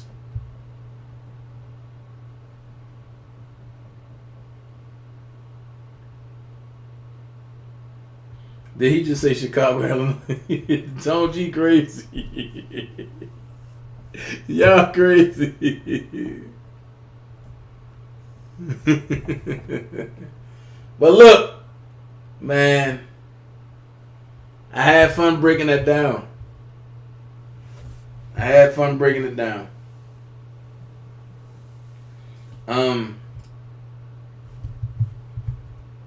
My next one I'm gonna do, Jesus Christ.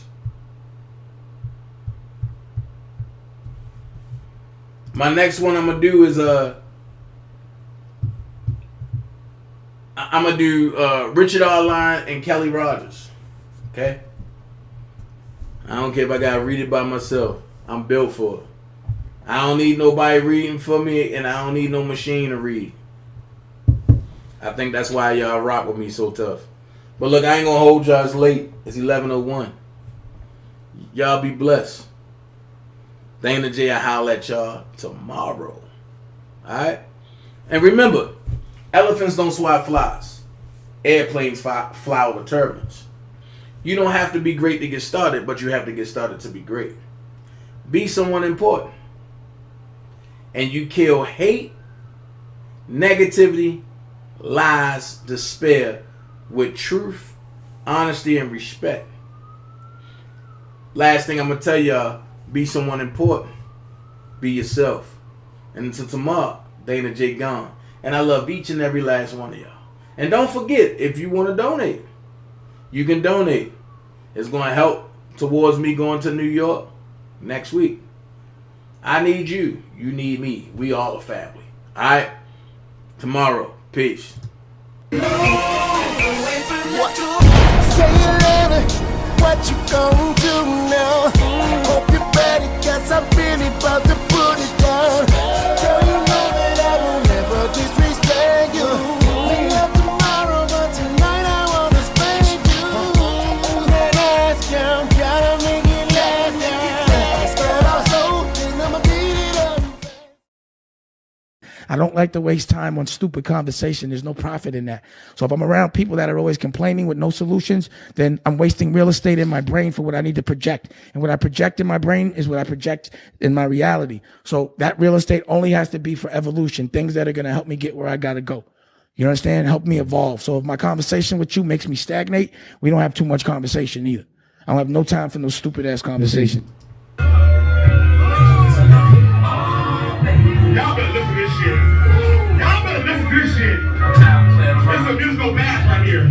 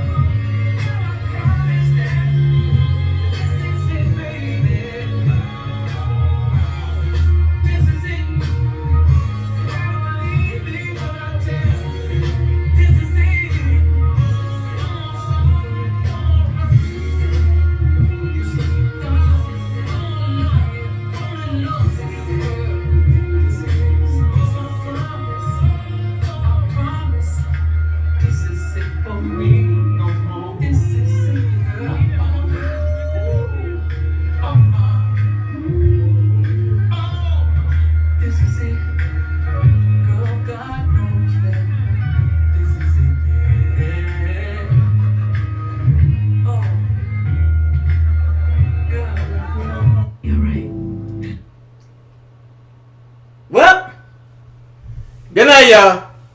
There got my license. Good night. Good night.